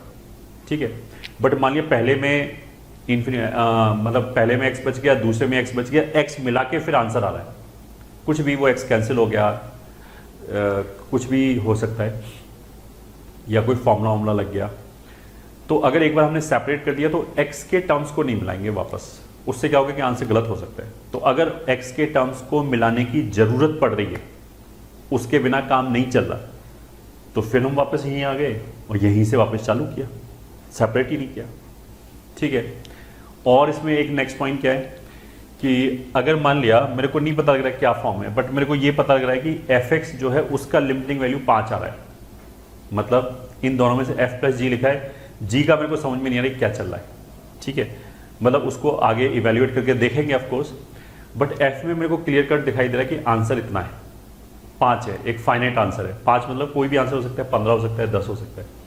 तो अगर ये फाइनाइट आंसर है, then I can always separate, तो फिर हम हमेशा अलग कर सकते हैं, जी चाहे कुछ भी हो, जी एग्जिस्ट करे ना करे, इन्फिनिटी को जाए ना जाए, कोई फर्क नहीं पड़ता, सेपरेट हमेशा कर सकते हैं अगर ये फाइनाइट आ गया। जैसे कि पहले वाले का वैल्यू 5 आ गया, तो जी का वैल्यू कुछ भी हो, इनडिटर्मिनेट फॉर्म तो बन ही नहीं सकता, 5 में कुछ जोड़ के या घटा के इंडिटरमिनेट फॉर्म नहीं बन सकता। फाइनाइट नंबर में कुछ भी जोड़ या घटा के इंडिटरमिनेट फॉर्म नहीं बन सकता। तो अगर ये फाइनाइट नंबर आ गया, 0 आ जाए, 5 आ जाए, 50 आ जाए, कुछ भी फाइनाइट आ जाए, तो फिर हमेशा सेपरेट कर सकते हैं। फिर हमें gx को भाग देने की जरूरत ही नहीं कि gx क्या है, कुछ भी हो वी कैन सेपरेट। उसके बाद मान लिया gx एग्जिस्ट नहीं किया तो इसका भाग गया, ये ठीक है, will say limit does not exist. और अगर ये एग्जिस्ट कर गया तो कोई बात नहीं, फिर तो एग्जिस्ट कर गया तो जोड़ दिया हमने आंसर। ठीक है, थर्ड पार्ट। अब अगर ये हमें लॉजिकली समझ में आए तो आगे वाले एक जैसे ही हैं। ठीक है, अच्छा इसमें हमने बेसिकली क्या क्या पॉइंट बोला, once separated only values can be added, not function of x, मतलब फंक्शन ऑफ एक्स ऐड नहीं करेंगे।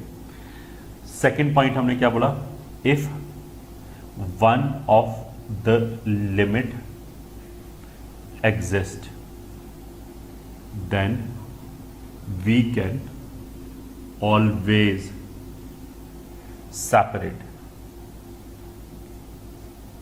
ठीक है, irrespective of कि दूसरा फंक्शन क्या है।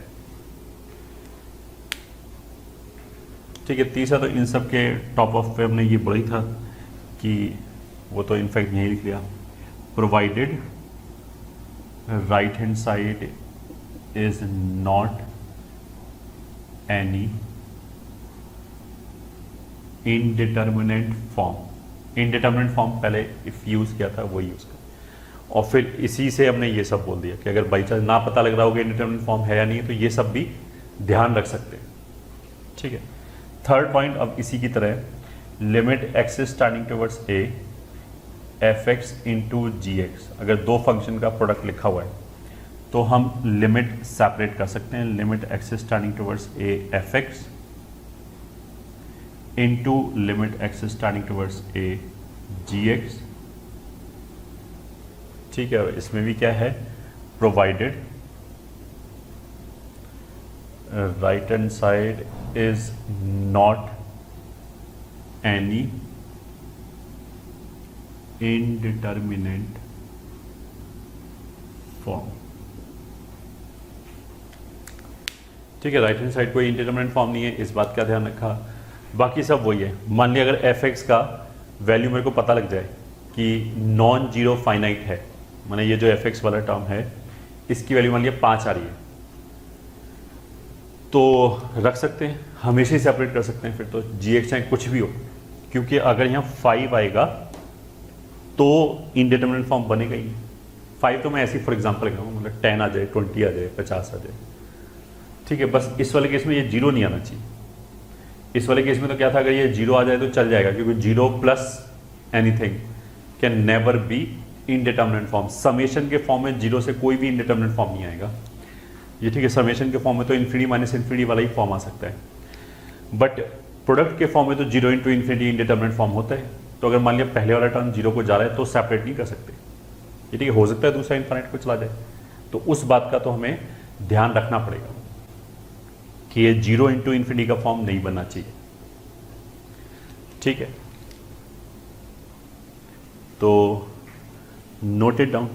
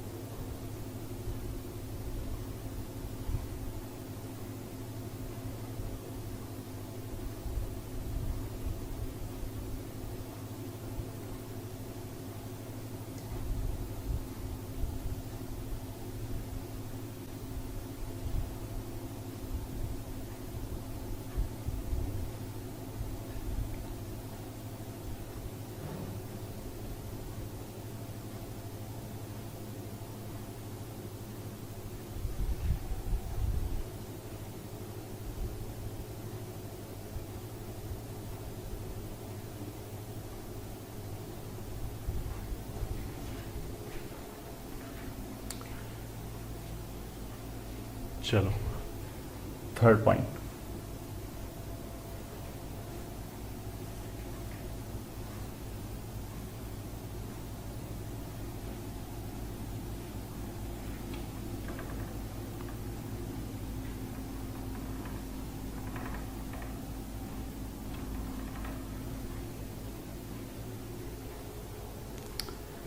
अब जो अभी हमने लास्ट में बोला था कि प्रोडक्ट वाले केस में हम ऐसे भी बोल सकते हैं, इफ इन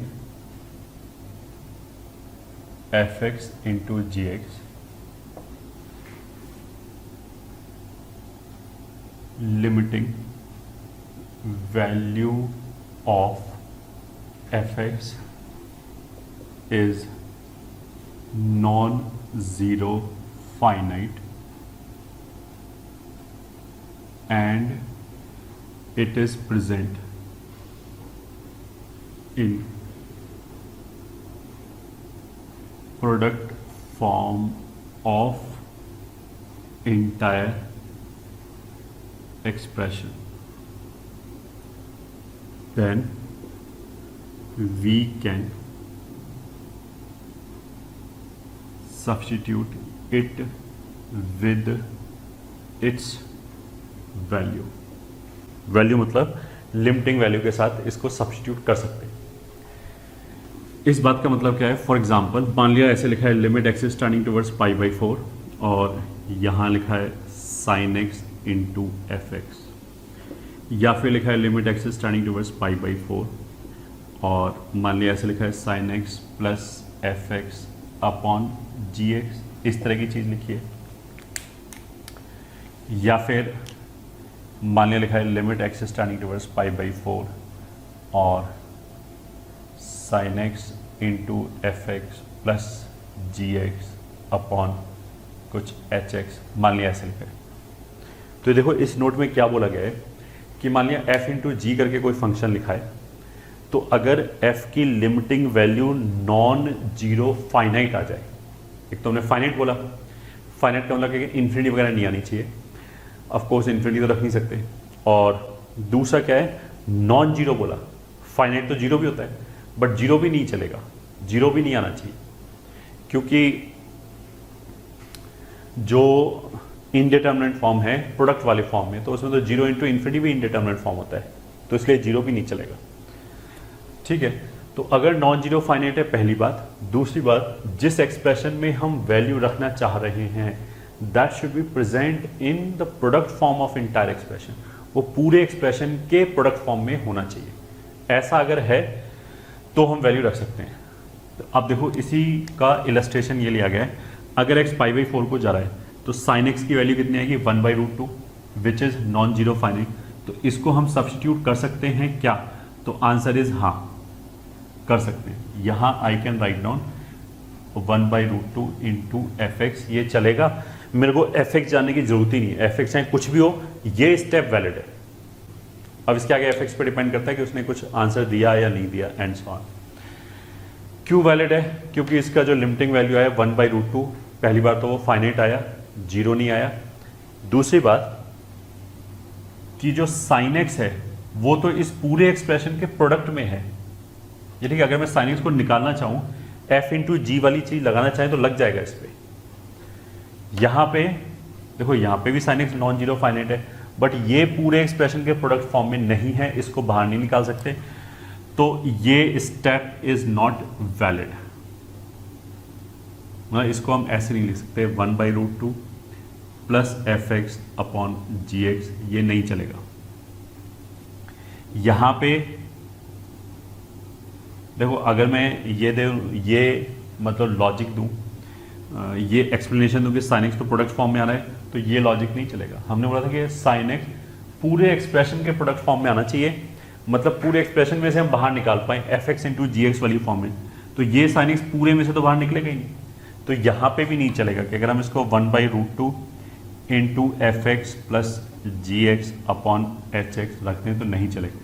नहीं चलेगा मतलब इन जनरल नहीं चलेगा। अब बाई चांस ये वाला अलग हो जाए और जी एक्स अपॉन एच एक्स हम अलग कर दें, ठीक है, अगर इसमें अलग कर पाए मतलब इन्फिनिटी माइनस इन्फिनिटी का फॉर्म नहीं हुआ और हमने अलग कर दिया, फिर दो सेपरेट क्वेश्चन हो जाएंगे, एक ये क्वेश्चन हो जाएगा, एक ये क्वेश्चन हो जाएगा। पहले वाले क्वेश्चन में फिर ये जो साइन एक्स है वो प्रोडक्ट फॉर्म में आएगा तो वहां रख सकते हैं, बट अभी थोड़ा बोल सकते हैं। जब तक मेरे को ये पता नहीं कि एफ जी और एच क्या है तब तक हम ये स्टेप नहीं ले सकते, ठीक है। जैसे यहाँ पे तो लिख सकते हैं मेरे को एफ एक्स जाने की जरूरत ही नहीं हो क्या है, ये स्टेप इज वैलिड। अगर एफ एक्स एग्जिस्ट किया वेल एंड गुड, आंसर आ जाएगा। अगर F x does not exist हुआ तो भी वेल एंड गुड, आंसर नहीं आएगा फिर, ठीक है। मतलब आंसर डज नॉट एग्जिस्ट हो जाएगा, ये हो गया, ठीक है। फिर जो हम अलजेब्रा ऑफ लिमिट्स लिखा रहे थे उसी में नेक्स्ट पॉइंट, जैसे प्रोडक्ट में आया बिल्कुल वैसे ही डिवीजन में आ जाएगा।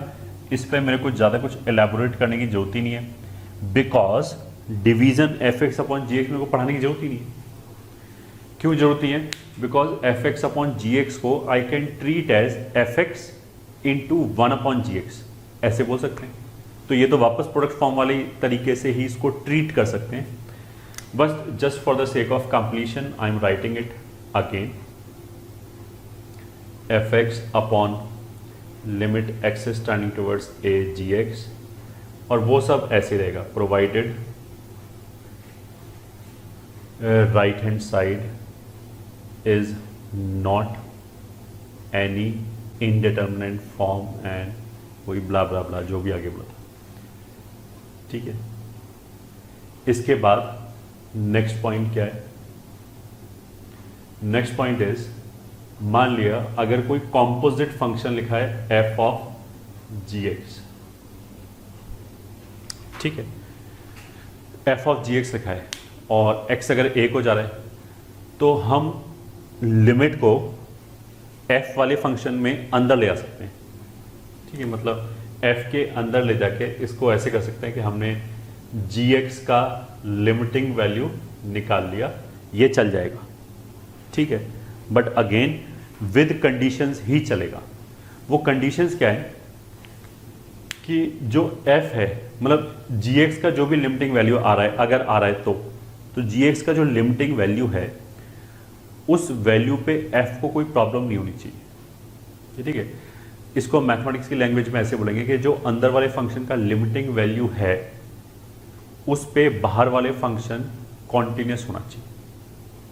अगर बाहर वाले फंक्शन को प्रॉब्लम हो गई, डिसकॉन्टिन्यूस हो गया, ठीक है, तो लिमिट को अंदर नहीं ले जाएंगे, फिर ऐसे ही पूरे फंक्शन का लिमिटिंग वैल्यू निकालेंगे। लिमिटिंग वैल्यू तो फिर भी निकल आएगा, ठीक है। तो इसको हम क्या से लिखेंगे? Provided f x, f of g x नहीं, एफ एक्स की बात करें, f x is continuous at the limiting value of g x at x is equal to a. मतलब लिमिट तो हम x is equal to a पे निकालें, x is equal to a पे जो अंदर वाला फंक्शन है जी एक्स, उसकी जो लिमिटिंग वैल्यू है, मान लिया 5 आ रही है, मान लिया, तो 5 पे बाहर वाले फंक्शन को कोई दिक्कत अगर नहीं है, ठीक है, दिक्कत नहीं है, इस बात का मतलब क्या है कि अगर वो कॉन्टिन्यूस है, कॉन्टिन्यूस है, इस बात का क्या मतलब है कि ग्राफ में कोई ब्रेक नहीं है, उस पर ये फर्क ही नहीं पड़ता, उस पर फर्क नहीं पड़ना चाहिए कि 5 है तो 5 से छोटा है, 5 से बड़ा है, एग्जैक्ट 5 है। तीनों पे जो बाहर वाला फंक्शन है वो सेम बिहेव करना चाहिए, चाहे वो 5 से छोटा नंबर आ रहा हो, चाहे 5 से बड़ा आ रहा हो, ठीक है। Continuity as a separate chapter of course पढ़ाया जाएगा इसी में आगे।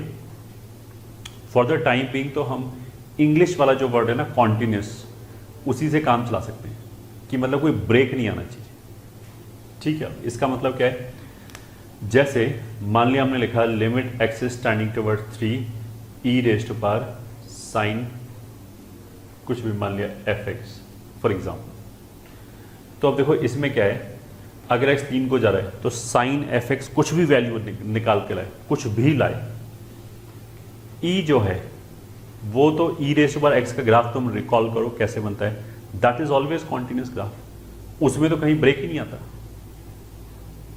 ई रेज़ टू पावर एक्स में कहीं ब्रेक नहीं आता, ठीक है। तो इसलिए हम धड़ल्ले से लिमिट को अंदर ले आ सकते हैं। ये देखो एफ का काम कर रहा है, ये जी का काम कर रहा है, इसके हिसाब से तो ऐसे लिख सकते हैं साइन एफ एक्स, ये चल जाएगा, ठीक है। बट अगर मान लिया हम ऐसे ले जाएं, limit x is tending towards 3, ये मान लिया हमारा एक ग्रेटेस्ट इंटीजर फंक्शन, और अंदर मान लिया ऐसे, मान लिया ऐसे, ठीक है। तो इसको हमने सोचा कि ऐसे लिखते हैं, limit x is tending towards 3 x square plus 5/2। तो देखो इस वाले केस में ये तो काम कर रहा है एफ एक्स का, ये काम कर रहा है जी एक्स का, ये मतलब ये पूरा काम कर रहा है जी एक्स का, ऐसे। तो इस वाले केस में तो क्या, अगर x 3 को जाएगा तो जो अंदर वाला फंक्शन है जी एक्स, वो हमने देखा कहाँ जाएगा, तो 3 का square is 9, 9 plus 5 is 14, 14/2 is 7। तो जो इंटीग्रल पार्ट के अंदर फंक्शन है उसका वैल्यू 7 को जा रहा है, ठीक है।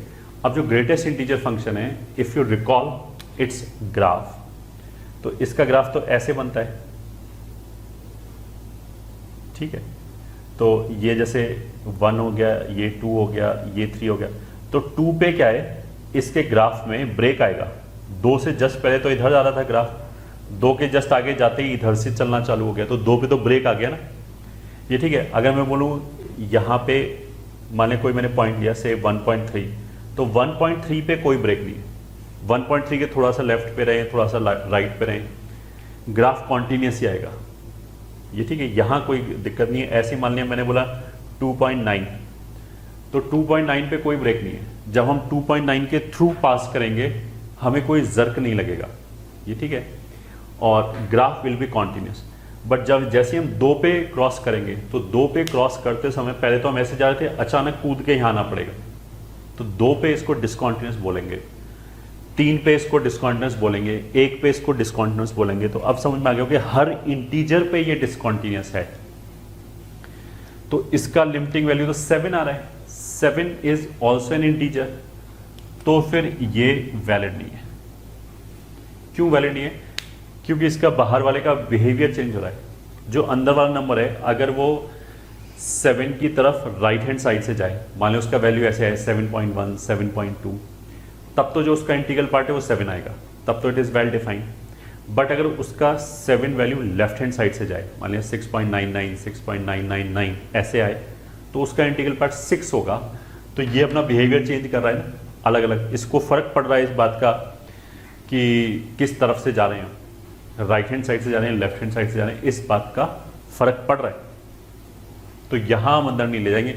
अंदर नहीं ले जाएंगे उसका मतलब ये नहीं है कि क्वेश्चन सॉल्व नहीं होगा, ऑफकोर्स क्वेश्चन सॉल्व करेंगे, बट विदाउट अंदर ले जाए हुए पूरे फंक्शन को वी विल एनालाइज कि कहां वैल्यू जा रहा है एंड सो ऑन। तो नोट इट डाउन।